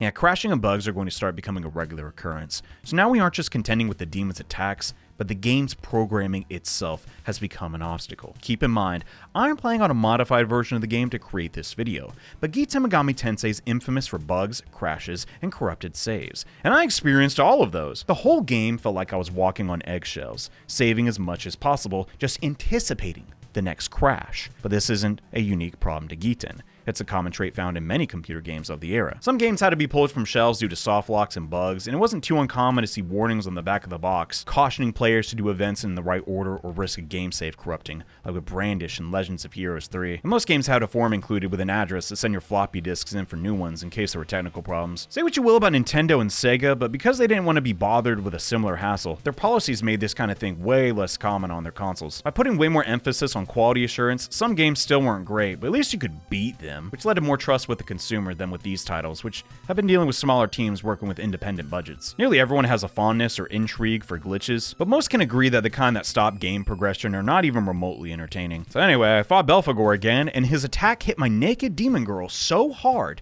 that its stack overflowed and hit him, one-shotting him. So that's the end of that. After Belphegor, we have an uncharacteristically simple battle with Maitreya, and as you might expect, he's also a demon. This time, the youngest son of Haridi, Prince Priyankara. Feels like an odd duo, but sure, bring it on, okay. The ramifications of this event won't be relevant for some time, so I'm just gonna jump ahead a little bit. If the player can decipher a frankly nonsensical puzzle, a portal to Haridi can be found, and she'll task the player with recovering her son from the influence of Belphegor. Sadly, the chances you will discover this as even an option all hinge on if you explored Asakusa before Ueno Temple, which you aren't likely to do as Ueno is geographically located closer to you. So I wager most players will kill Priyankara here and think, the heck was up with that? And it's a failing on the designer's front not to take this into consideration. With Belphegor and the prince defeated, the hero sees the shine of an old mirror inside the boss room.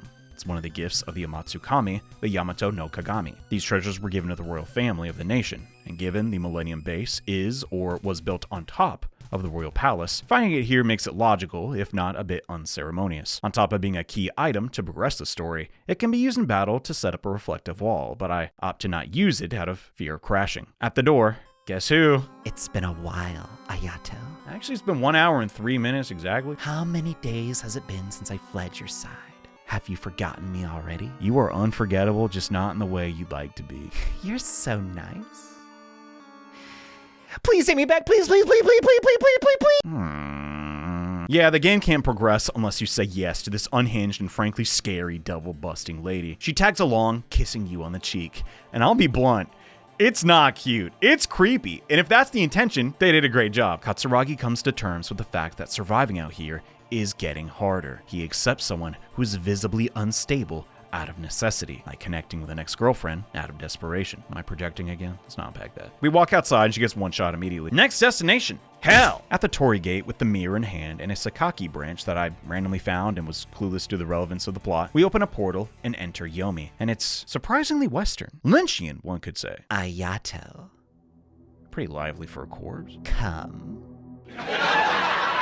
Following Rui down the hall, we see our room, as she confesses her love to Katsuragi, transforming from herself to Yuka, back to herself again. Speaking of a past life where they knew each other, a time when she was still whole and desired the young, manly hunter. She wanted us the same way she wants us now, while Yuka describes a similar emotion, but through a modern lens. Before Rui is seen climbing on top of our hero, her bountiful breasts exposed. You've seen 60 pairs of boobs! On the walk over here, you Nimrod. I try to get up, but Rui is furious. I knew you liked her more. You are a complete stranger to me. What is wrong with you? Then you're forced into an encounter with the sexual deviant. Yes, this is a Shin Megami Tensei game with a mandatory sex scene, just not in the way that is typically seen in this genre. And she's back to being dead. It could have been a nightmare or a hallucination, as the rest of Yomi doesn't look anything like this, but even then, it's not a good look that this is Katsuragi's repressed feelings, that Rui would have her way with him even if he wasn't into it. In the foyer, we come across a national deity who's ready to fight, thinking we're here to take over hell. Okunonushi, one of the earthly deities, lets us know that after a guy named Kojiro Soma killed the demon Os, they've been having a hard time dealing with him down here, and after the nukes went off, hell was flooded with souls, which Os was able to capture and recover his power. Now that he's back to full strength, he's stolen the Kusanagi no Tsurugi from the national deities, so we agree to help and get it back. Hell is surprisingly compact though, so locating Os doesn't take too long. Right away, the Duke of Hell sends a flock of demon-human hybrid students from some academy, based on the name, to attack us. And this is just the dumbest design yet. Excuse me? My eyes are up here! Debatable. I don't get why the characters are hyping this particular demon up so much when he's so unremarkable. I'm still neutral during this playthrough, but supposedly you can double cross the Kunutsikami and recruit Os, allowing him to escape, but I got enough freeloaders as is. Returning to Okunonushi, who lets us know that Hideko has the Magatama, and that the Kusanagi no Tsurugi has untapped potential to transform into other weapons, including the classic Hino Kagetsuchi, but gives no explanation on how to reach that state, so it's not really a great tip. Returning to the surface, our new task is to get the final sacred treasure. It's just kind of what you do in Japanese games, but where the heck is Hideko? Well, it's just not common knowledge, but the Seaside Coliseum, a haven for mutants, is discussed at the pub, so this is a form of roundabout direction. If you tried to enter the Tokyo Bay region earlier, you learn the path is closed, But now, having helped the Kunutsu Kami, Hideko telepathically speaks to the player, requesting an audience, before opening the way with a rainbow bridge. Cute little reference to how you get there in the real world. The Seaside Coliseum lines up with the real-world Ariake Coliseum, but instead of hosting cooking shows and tennis matches, the people here just kind of beat the stuffing out of demons to get stronger. Yes, even in a blasted Tokyo, the unconscious desire for a tournament arc persists. But even though we were invited, the demons here are very protective of their leader, so to obtain an audience, Katsuragi must survive the arena, which has a predictable outcome thanks to our new flashy sword. Inside, we see an interesting interpretation of the deity, being best described as a fetus in a floating jar. Hideko is the first child made during the union between the primordial deities, Izanami and Izanagi, but due to complications, was born without bones, and was cast away in a boat made of reeds into the sea. In Giten, this boat gets an upgrade as it still remains sea-bound, but in a new interpretation. But don't worry, Hideko, bones or not, still shoots their shot at Katsuragi. My god! We ask for the Magatama, and completely smitten, Hideko sees no reason to decline the offer. Well, hello there! How'd you get past the barrier? Despite my appearance, I'm a faithful servant of law. Why is bro lying? What? You can think of me, yes, as a form of terrorist. Living up to this self-imposed title, Dekarabia chucks a bomb at Hideko's body and teleports away. Given the choice, I make Katsuragi jump onto the bomb and attempt to shield the boneless child. The blast is too big, and we both go to hell.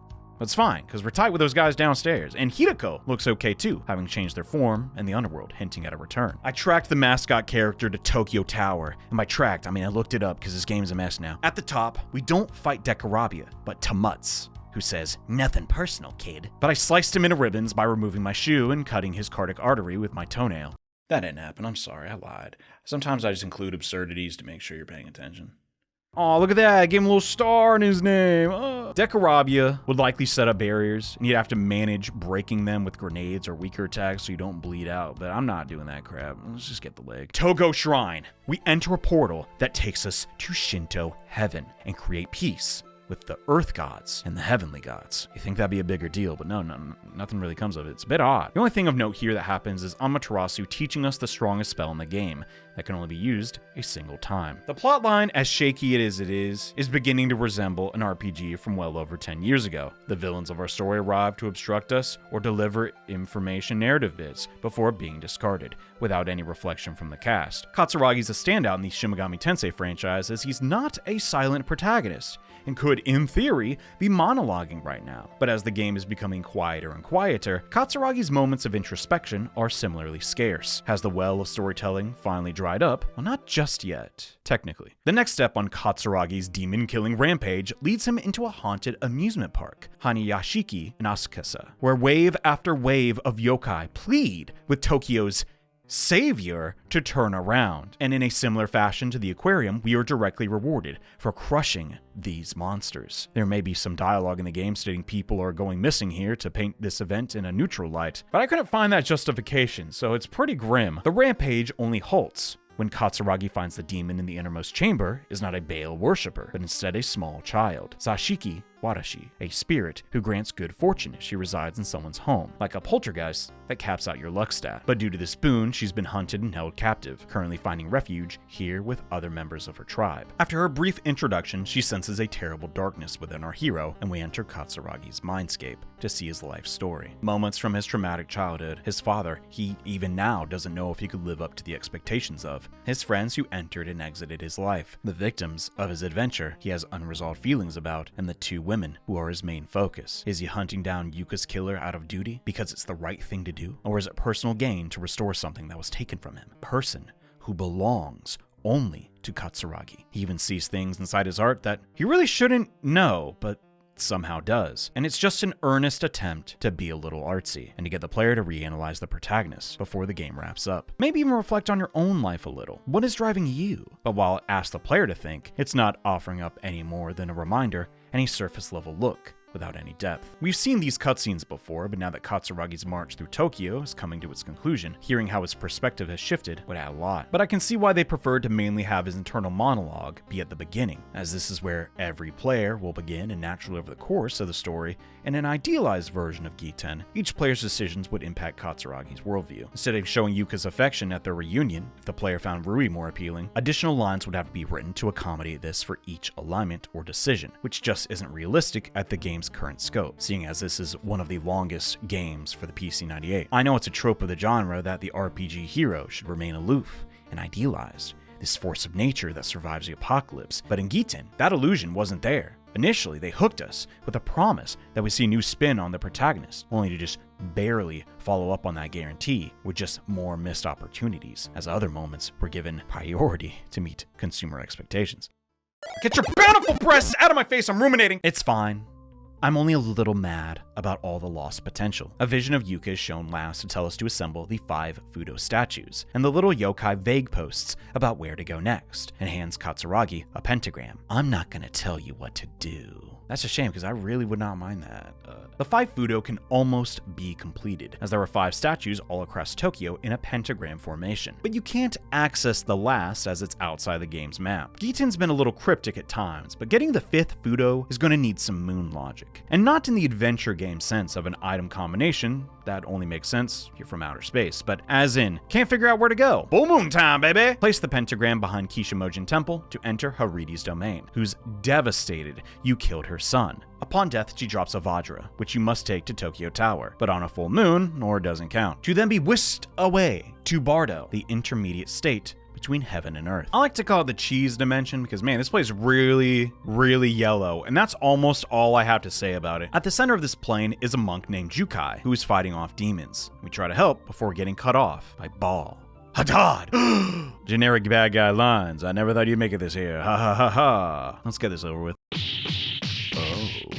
Absolute devastation. I had been effortlessly cleaving every obstacle in my path for roughly 50 hours, only for that progress to come to a screeching halt in the blink of an eye from Bael Hadad, my first game over in record-breaking time. So, the usual tactics will not work here, due to Hadad's overwhelming physical prowess. For the first time in the video game, my prefrontal cortex is engaged, and I opt not to use Maharogi and let the demon freely cast his spells. This increases the likelihood that Hadad won't use his basic attack, and instead choose the remainder of his spell pool, including the completely harmless Made Summon, which just dismisses our demons in a game where resummoning them is effortless. This attempt is going far better, and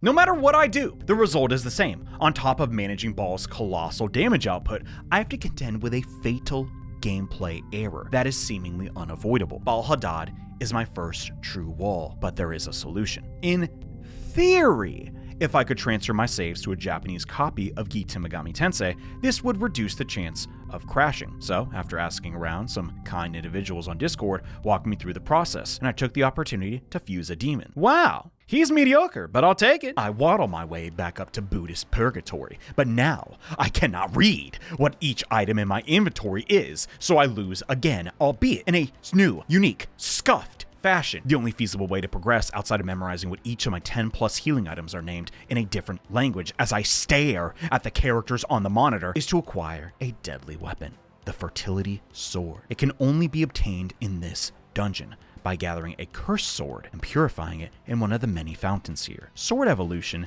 is easily the single dumbest mechanic in Giten, as you can drop your weapons into each of these bodies of water throughout Tokyo to give your weapons or player various boons. The only issue is, these fountains, despite sharing appearances, do not grant the same effects, and are in fact unique. So taking the corresponding weapon to the correct fountain takes either extreme patience or looking up a guide. Throwing the cursed Maitreya sword purifies it, and now I have one of the strongest weapons in the game, which I cannot actually use due to lacking the HP requirements. Another dead end.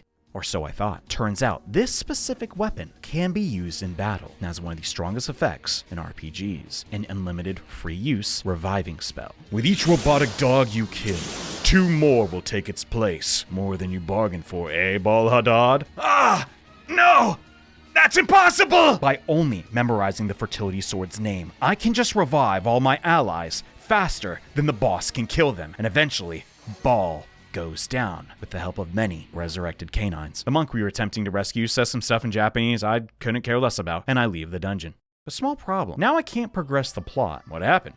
Well, turns out that monk's dialogue was incredibly important, as he requests you both walk out the dungeon together. Oblivious to this, I use an item to warp out bypassing the mandatory event tile, breaking my game, as it cannot be retriggered. So, I need to reclimb Tokyo Tower on a full moon, clear out the Bardo dungeon in Japanese, battle Baal Hadad again, and walk out of the dungeon the normal way, like a total plebe. Games with more testing would simply disable the feature to warp out during such events, but if it wasn't clear this is not a very well tested video game. With Yukai's programming finally cooperating, we can enter the temple outside the game's map and place gems into the 5th Fudo statue. With the ritual complete, Akala, the Unmovable, uses his blade from the heavens to shatter Tokyo's barriers, opening a path to our old base of operations, the Shinjuku government building, for the finale. But also, unfortunately for Tokyo's citizens, the heavenly barrier that was constructed around Shibuya by the Hebrew angels has also been destroyed, so Katsuragi has to pick up Akala's slack. The demons are disposed of effortlessly, as I'm effectively unkillable now that I have infinite dog summoning technique. At the top of the Shibuya mini dungeon, we find a woman named Katsumi, who's responsible for constructing the barrier with the assistance of the Archangel Gabriel, who is here just to shove the rest of the story down our throats. Gabriel offers 3 topics and 3 questions we can ask, but they will only answer 3 total to keep the Archangels feeling aloof and otherworldly. But screw that, I'm using save states. Why? The game's already so barren. A partial plot dump is so strange. Just give me all the details, God. But going in order, Katsuragi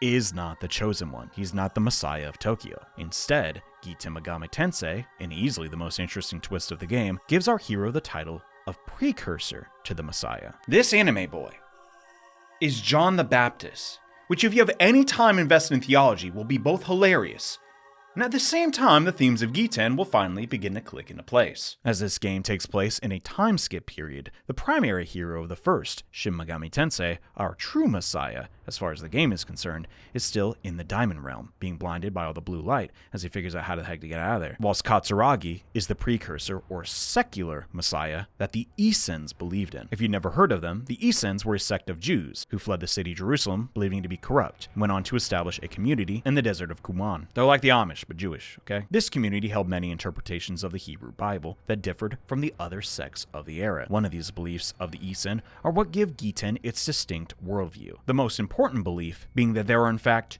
2 messiahs. Supposedly, John the Baptist was the leader of the Essenes, being the speculated figure holding the title of Teacher of Righteousness. In Bible canon, John the Baptist died by order of King Herod after John rebuked the king for marrying his brother's wife, Herodias, the method being decapitation, providing at long last a parallel to our story. But Giten, in keeping with its theme of being on the fringes of canon, makes sure to throw Salome, Herodias' daughter, into the mix. An unnamed young girl in the Bible who in Oscar Wilde's 1896 play, Salome, is elaborated on. In this play, Salome is madly in love with John, but he rejects her advances, seeing her as sinful and perverse, on top of being a girl who doesn't like SpongeBob whatsoever. Like, what is wrong with you? Not even the earlier seasons? You're weird. Get away from me. This unresolved carnal obsession for John leads her to perform what is essentially a striptease, the dance of the 7 veils, for the king, her stepdad. And pleased with this degenerate show, she is granted any wish her heart desires. And of course,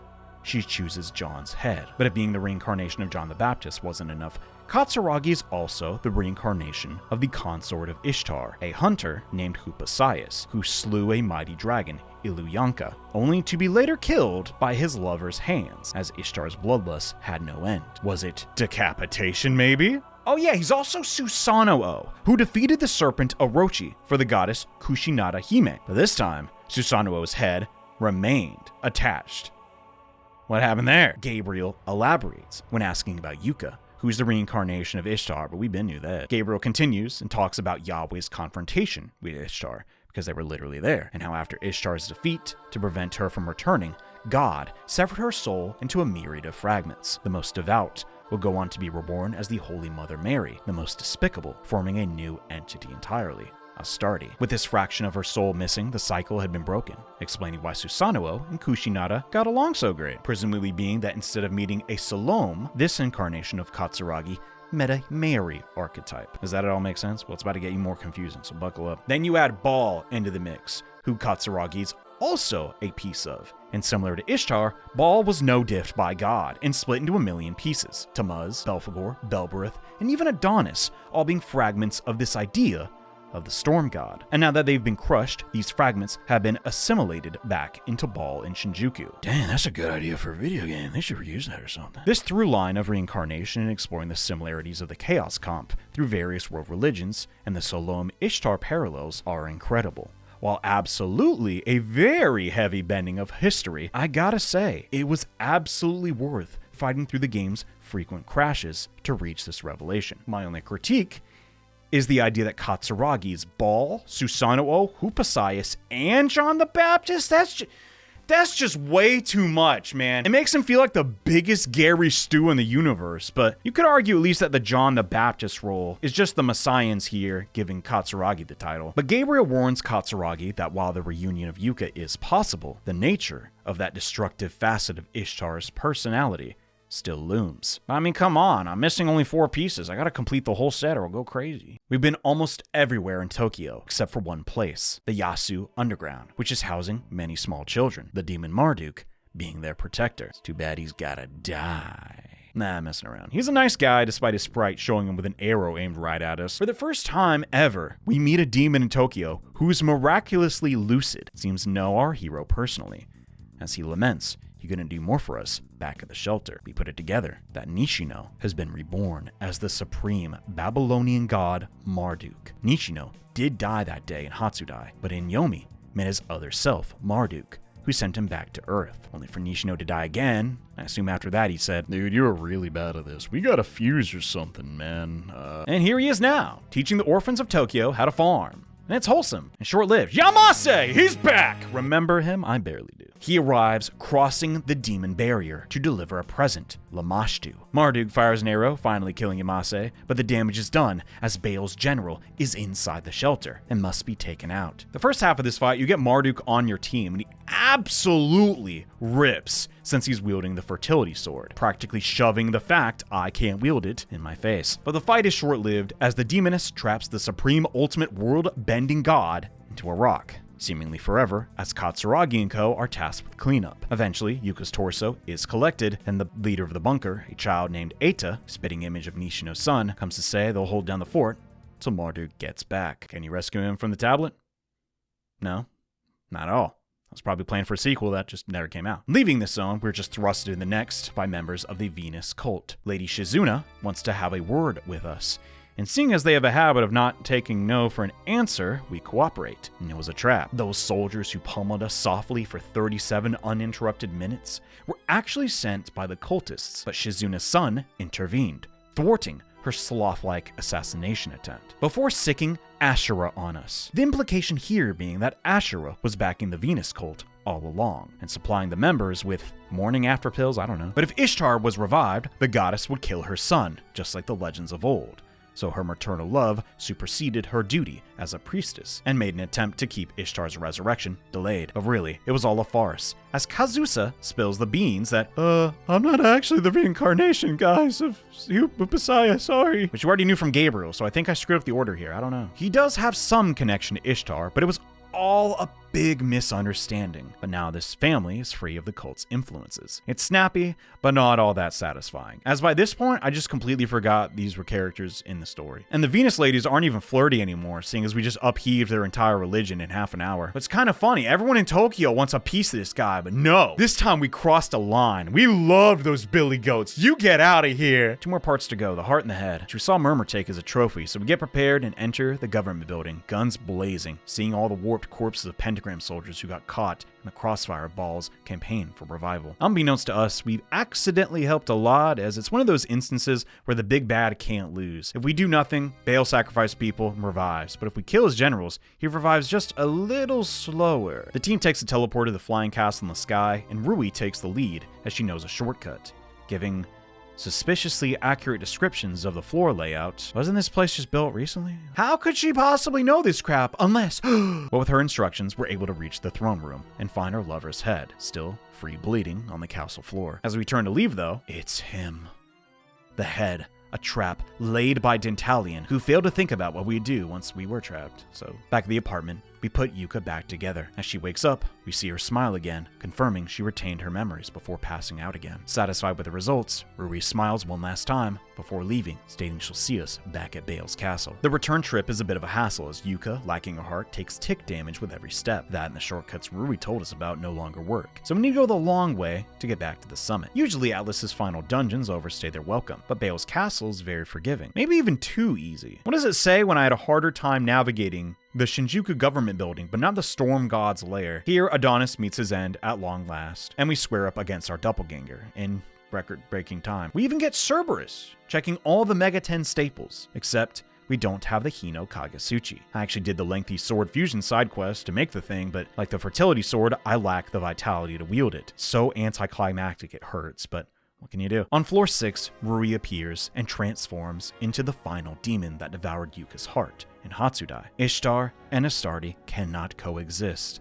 and we're given a choice. The lovable, sweet Yuka, who's our childhood friend, and only sin consists of being a little clumsy and having extremely impractical fashion sense. Or a sex pest who killed Sonoda, Tatsuya, Nishino, and plenty of others to satiate her unquenchable thirst for blood. A compulsion she has tried to fight, and maybe, just maybe, can finally resist and overcome with the help of the man she loves.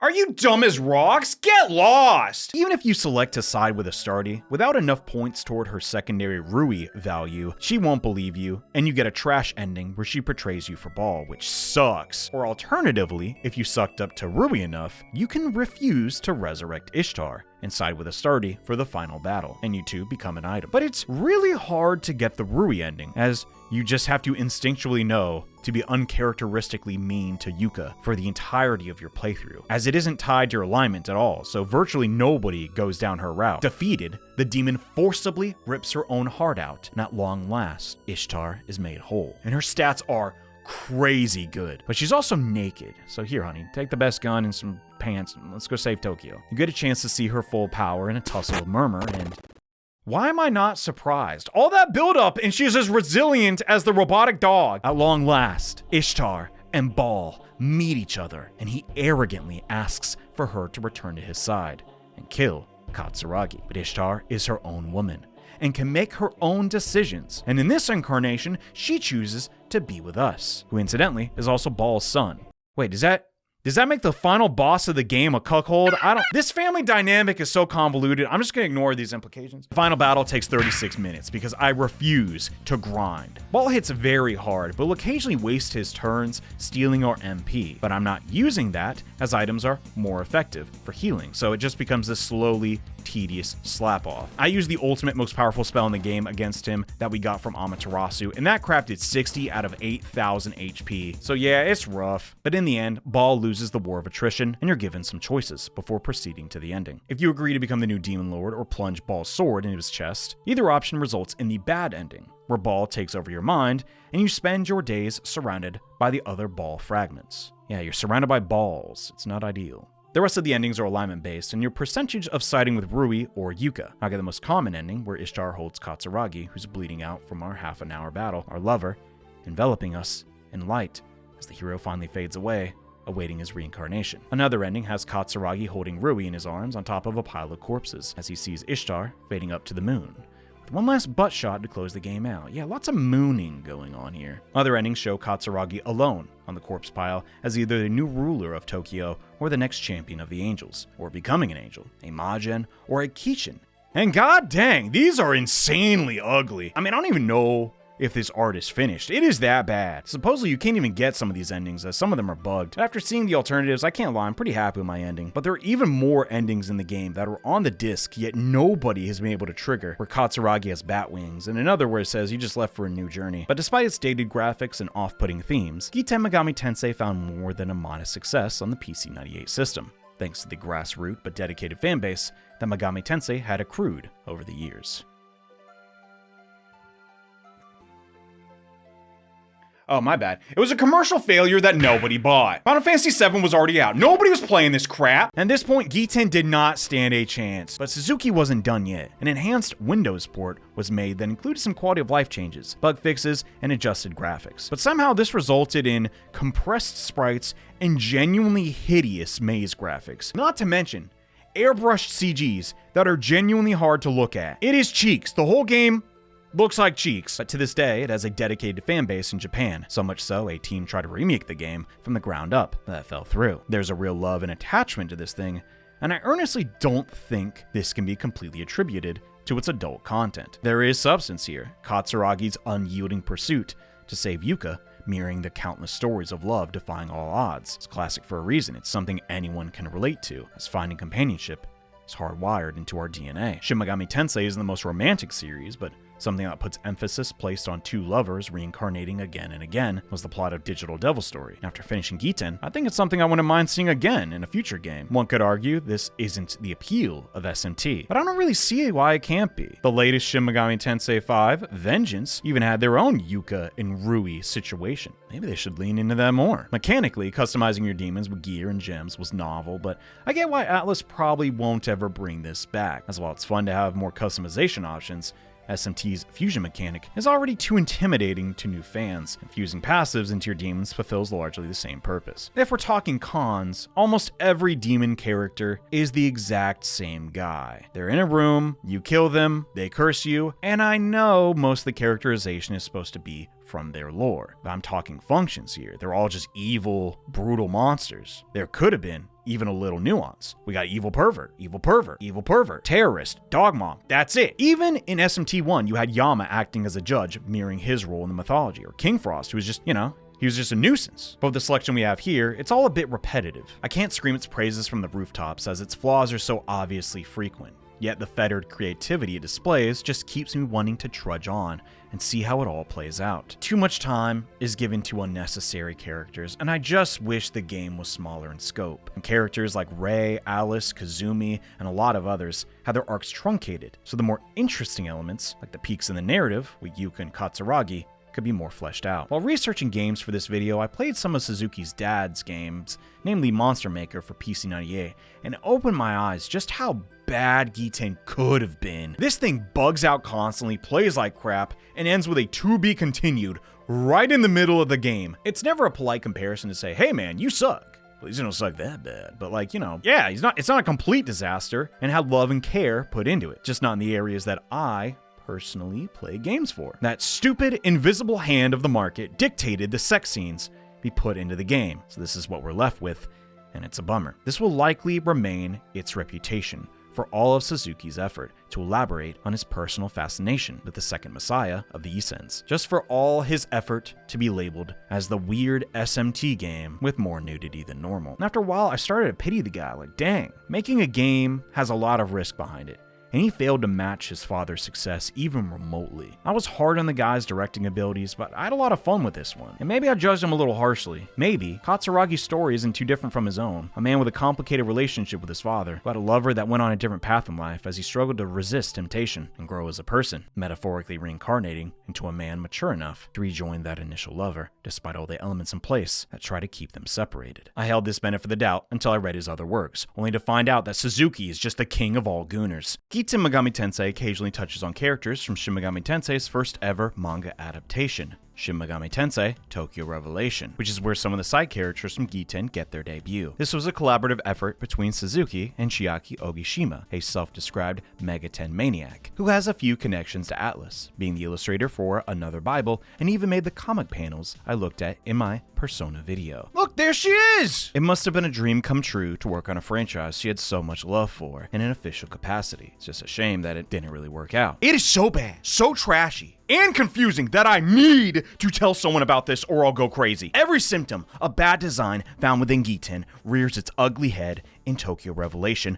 tenfold. You got too many characters, random sex scenes that add nothing, biggest Gary stew in fiction, and it's completely unfinished. But it doesn't start out that way. Initially, I was extremely immersed, actually. The story takes place in Tokyo during the events of SMT1, and even elaborates on a few details from the Super Nintendo game, like Yuriko, the Cult of Gaia, and the Echo Building, which I enjoyed but don't really add that much. Our hero this time is Kojiro Soma, a gentle boy who keeps mostly to himself, researching devils and the occult in his spare time. Despite this peculiar, uncommon hobby, he has a metric dump ton of friends and admirers. His design is great, and despite not working out, he looks like a model. This hair must have been a pain to draw. I cannot even imagine how she did that. At his school, he's a member of the newspaper club with his friends Saki and Yosuke, who are dating. The inciting incident of Tokyo Revelation is that someone is going around killing members of Kojiro's school, the latest victim being Takashima, and Kojiro can't help but wonder what's going on. And why is it at our school anyway? Kojiro is worried,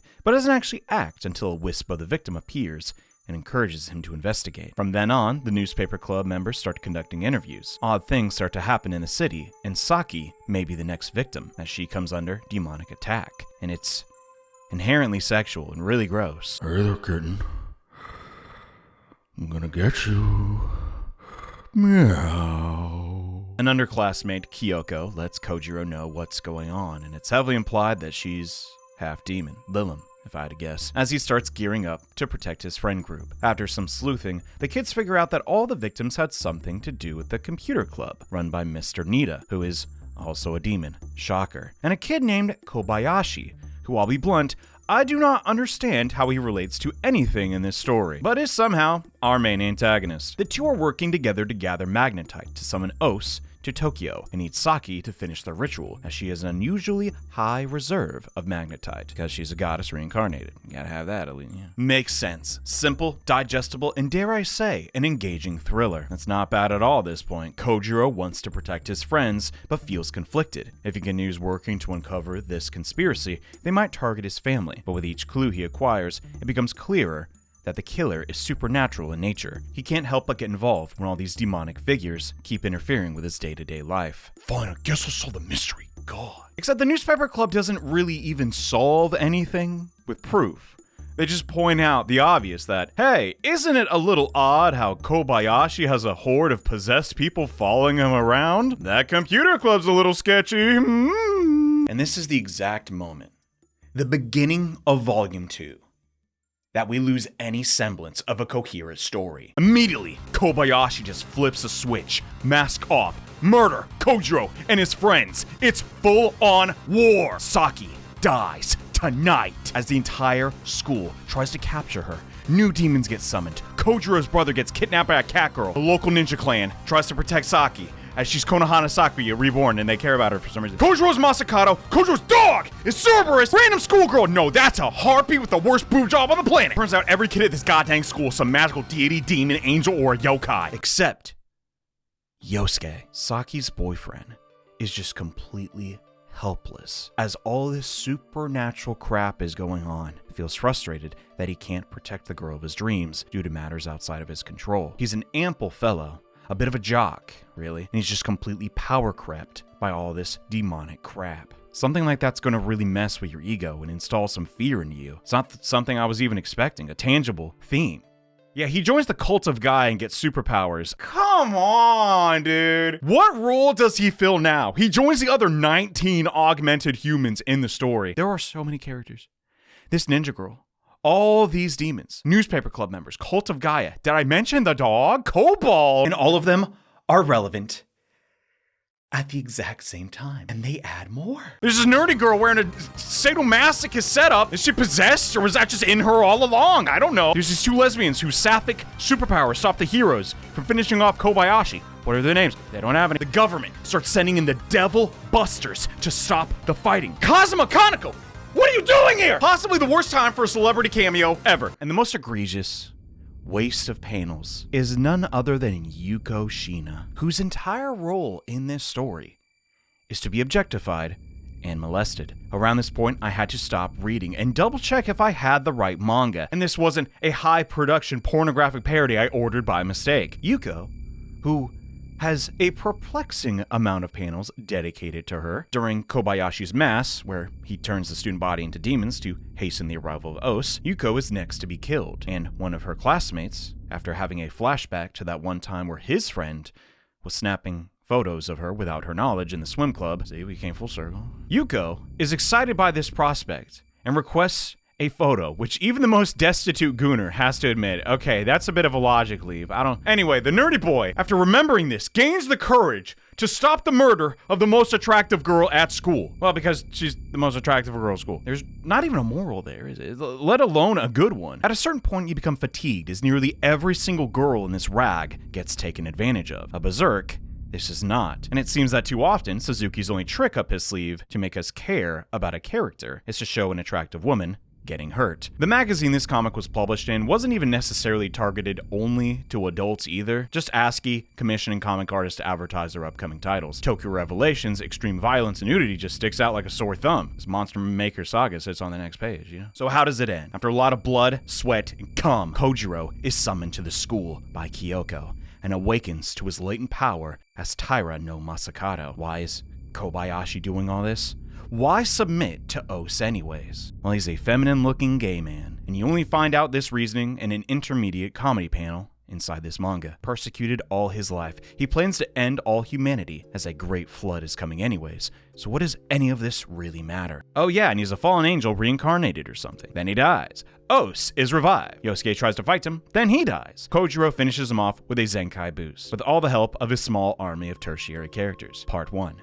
Fin, and they never made part 2. What was a joint effort between Chiaki and Suzuki made me look at Giten completely differently. It was never about love, it was about fulfilling Suzuki's perverted fantasies, as Chiaki just throws him completely under the bus in this passive-aggressive comedy panel segment. Which they're jokes, yeah, but there's some kernel of truth in there. You can objectify in your creative work, and that was clearly the primary goal in this manga. Jukai and Tsuchigumo go to rescue Kojiro's brother from a cyber realm, and we never see them leave because showing Yuko's bust is way more of a priority. And I'm still mad somehow. We know they get out because they're in Giten.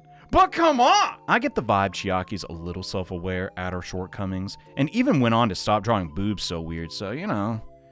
If anything, she's the person that got the most character development in this entire video. While the story is muddled, I have to admit, her art is incredibly nice, and the fight scenes are all very well done. I believe this was her first major production, and she got 4 volumes out, which is admirable in its own right. But in retrospect, God, the Persona manga is on a completely different level, and I owe a public apology to Shinji Ueda for calling her a pervert. Maki wanting to screw her father figure is Sesame Street compared to the crap in this thing. I want to reiterate, I'm not even upset at the graphic content, as basically every manga was doing this at the time. Freaking Pokemon. Maybe this will make my boobies evolve.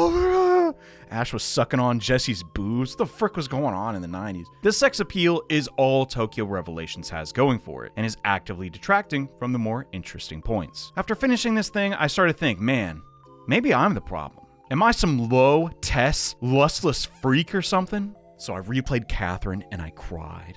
Because this is what my heart really desired all along. Adult women with long hair, thick glasses, mother-bearing hips, 4 toes, and good writing. It's no contest. This kind of shallow damsel shtick just couldn't stand the test of time. It got power creeped out of existence by superior heroines. I'ma say it, Suzuki ain't got the stones to write an Elheim, alright? And he might not even want to. In a way, Tokyo Revelations was just doomed to become obscure from the outset, as its setting and hyper-violence just doesn't have the mass appeal that the funny Snowman game does. But Sony didn't know that yet, and gave them the money to make an OVA, which in an odd roundabout way might be the best version of Tokyo Revelations' story. It's largely the same narrative, but begins in a different way, as the opening scene has Kobayashi refuse to set his laptop to airplane mode, and an entire airplane crashes, killing everyone on board. But this isn't nearly enough to bring Ose to Earth, so Kobayashi has to find a new target. In the OVA continuity, Kobayashi is a childhood friend of Kojiro, and in elementary school, Kojiro would protect Kobayashi from bullies and teach him about summoning circles and crap like that. The two boys reunite in high school, and Kobayashi is overwhelmed with emotion at their reunion, but Kojiro sees him more as a friend and is to quickly leave to attend a funeral. What happened? Surely they can go on without you. Nah, a friend's mom died in a plane crash caused by a terrorist. It was horrible. No survivors. Who could do something so wicked? God, if I only know who did it, I'd wring their neck like a wet rag. Anyway, later, Broham. See you in class tomorrow. Ha ha! The story isn't inherently better because the protagonist and villain have a connection. But in such a short amount of time, the drama is established, and there's some interesting conflict between our two leads. Nearly everything else is the same, but the vast majority of pointless characters are trimmed to fit in an OVA. Granted, you don't exactly know these characters that well without the manga introducing them, but the fights are good. Saki gets kidnapped, turned in this infinite battery for Ose, as Kojiro rides on Cerberus and dukes it out. In the end, Kobayashi sacrifices himself, seeing the error of his ways, but continues to live on inside of Saki. That all just kind of comes and goes without you being able to take anything in. Still crazy Suzuki was able to get these kind of deals though. How much influence did this guy have? His coworkers wouldn't get an anime till 2008 for crying out loud. But yeah, Kojiro just isn't a dynamic character. Suzuki says he was written to contrast typical shonen protagonists, saying he wants out at the first sign of trouble, but does he really?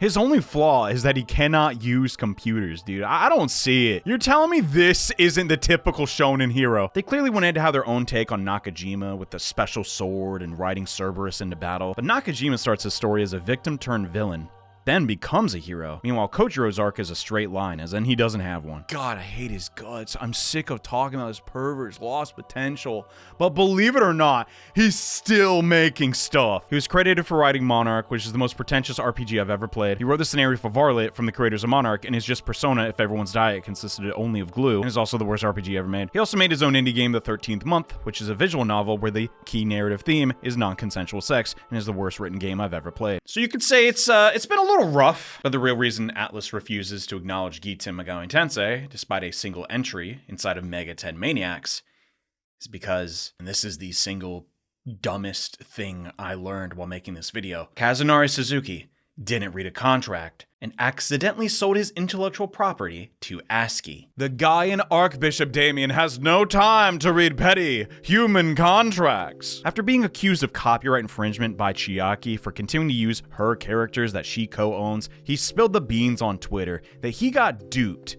by a member of ASCII. Man, I can't believe you guys. F you and your toucan! It's just funny to think about that. Some company partially owns a game with Jack Frost in it, but wants nothing to do with the IP because it's a consistent flop. Suzuki's a weird guy who made a weird game that is tangentially related to some games I love. Despite how negative I've been, I don't know, I kind of enjoyed my time with Giten, all things considered, as it really opened my eyes just how tight mainline SMT is. And I know people like to complain that the storytelling in those games is scarce, but as I get older, I started appreciating simple, succinct stories and games that don't really need to spell everything out for you. I'm playing it up a bit, but I am a little sympathetic to Suzuki. He had full creative control to make these projects, and I relate to working on something and it just getting completely out of hand. These videos are supposed to be 5 minutes long, and I miss that goal every time. When you have that kind of freedom, it's easy to let your ambition get out of hand. You cram your game with all your fetishes. It could have been worse. At least he didn't derail the game for 10 minutes so his self-insert could rail the aquarium boss. Unlike some people I know. But you know, it's not like I'm any better. Did you think it was a coincidence all the B-roll at the start of this video had bespeckled babes? Yeah, I got a type. We all do. And mine is my biggest vice. They had to ban me from the Lens Crafter. It was getting weird. Everyone is horny all the time, just in different ways, and some people have better grips on their urges than others. After finishing Giten, I started to think about how many games have great ideas or premises that are discounted due to their subject matter alone. Like Fear and Hunger, for example. The only thing that people focus on with that game is all the dicks and balls. It's a very well-made experience, but because of certain features, I'm not exactly going to show it to everybody I know. And if anything, that's my main takeaway here. If you don't ever leave your comfort zone out of fear of judgment, you'll miss out on some amazing experiences. Going your whole life eating nothing but white bread and drinking tap water while watching Bluey. I can't play this game. It's got a pickle in it. At the same time, if you only consume adult content, you're going to have a very warped interpretation of reality and end up doing weird crap. Like making game reviews. But there needs to be some balance, which as it turns out was the original moral of SMT all along. Not to live on extremes, but pursue moderation in everything. But you already knew that. I already knew that. I really just sat here making an entire video about a hentai game. The Patreon's gonna roast my balls when they learn what I've been up to. Oh no, here they come. An angry mob in the form of vertically scrolling names. However, will I win back the trust of the people after dedicating so much time to playing what is essentially softcore pornography? I have an idea. Our next review will be markedly less horny. At a certain point while I was researching PC98 games and powering my way through my second visual novel, I had to stop and think, wait, is anyone even going to want to watch this? And at that point I was too far in, so hopefully the answer is yes. I still don't know as of this recording. So for my own peace of mind, our next review would be playing it a little safer, but not by much. Oh gosh, the next review, like always, is in the works, and it is an odd game. And I wanted to do sort of like a callback to my Let's Plays, like, throw out some hints, how I used to in the past, some Easter eggs maybe around the room, or something that I'm wearing could be a clue. But I genuinely do not know what iconography I could use to hint towards this next review. It is an odd game. That's why it's going to make for a very interesting video. But for now, I will say it's not a Mega 10 game. Persona and SMT, we got to give them a little bit of a break. So we're going to add a little bit of variety, something, I guess, even more outside my wheelhouse, but an interesting game nevertheless. I've always wanted to either make a video on Giten or watch someone else do it. And thanks to our very generous Patreon supporters, I was able to just, invest all my time into one super video about the subject. So sincerely, thank you again to my Patreon supporters for taking the risk and putting your trust in me to provide a product. And I hope you enjoyed, because I had a lot of fun making this thing, because my God, what a story. And I endeavor to entertain you in increasingly more ridiculous ways. We jumped the shark in our first retrospective. It's only going to get more silly from here on out. But just because I'm packing each video with as many jokes as I can think of, I still want these videos to be at least half entertainment, edutainment, if you will. Because just like Giten, there are tons of games out there with interesting stories within the game itself, and sometimes, just the development of the game is an incredible story alone. I can't promise every video I'll do will be on a hidden gem, but that is the aim for the retrospective series that I intend to make. I admit I'm pretty terrible at this whole YouTube thing, and I've only made it this far due to sheer luck and the unrelenting support from my fan base. I don't really know how to do a hook, how to do clickbait, click-through rate. I'm just trying to make the best video I can. But if we're in this for the long haul, competition's getting fiercer, so I gotta do some YouTube things. Effective immediately. Call to action. I got tons of video ideas coming up, and the Patreon will help me hire editors and artists to make them a reality. So if you have the means, please check out our Patreon and support if you can. But if you want to support in an alternate way, I would sincerely appreciate it if you had any idea of a hidden gem, just an interesting story revolving around video games. Leave me a suggestion down below, or join a Discord and be a part of the community there. And if you're particularly brave, tell a friend about this super cool video essay from your favorite creator. And you don't have to go into specifics on the subject matter. Let's not beat that dead horse anymore. Giten is a ridiculous game with a lot of heart, and I had a lot of fun playing it for you. I occasionally see comments asking like, oh, that's an awesome video. Should I play the game myself? No! In this case, absolutely no. I was not exaggerating with the glitches and grinding for 5 hours to beat Dantalion. If anything, I undersold how difficult that whole situation was. And from my point of view, it's not a bad transaction. I suffer. So you get a multi-hour video. And you're like, dang, all right, I know what happens in that game. Didn't have to play it and suffer through that. But I sincerely hope that next game doesn't get that rough. Even if it does, the video will still come out. And one last thing, we are currently searching for illustrators, namely someone you know that specializes in highly dramatic Eastern/anime character designs for our video thumbnails. You should have an example on screen right now, and you can message me at contactjohneawesome@gmail.com. I'd love to work with you. Show me your portfolio. I tip. I'm generous. Let's get talking. And that should just about do it. Thank you so much, everyone, for checking this video. Another one like it coming out real soon. See you then. Bye.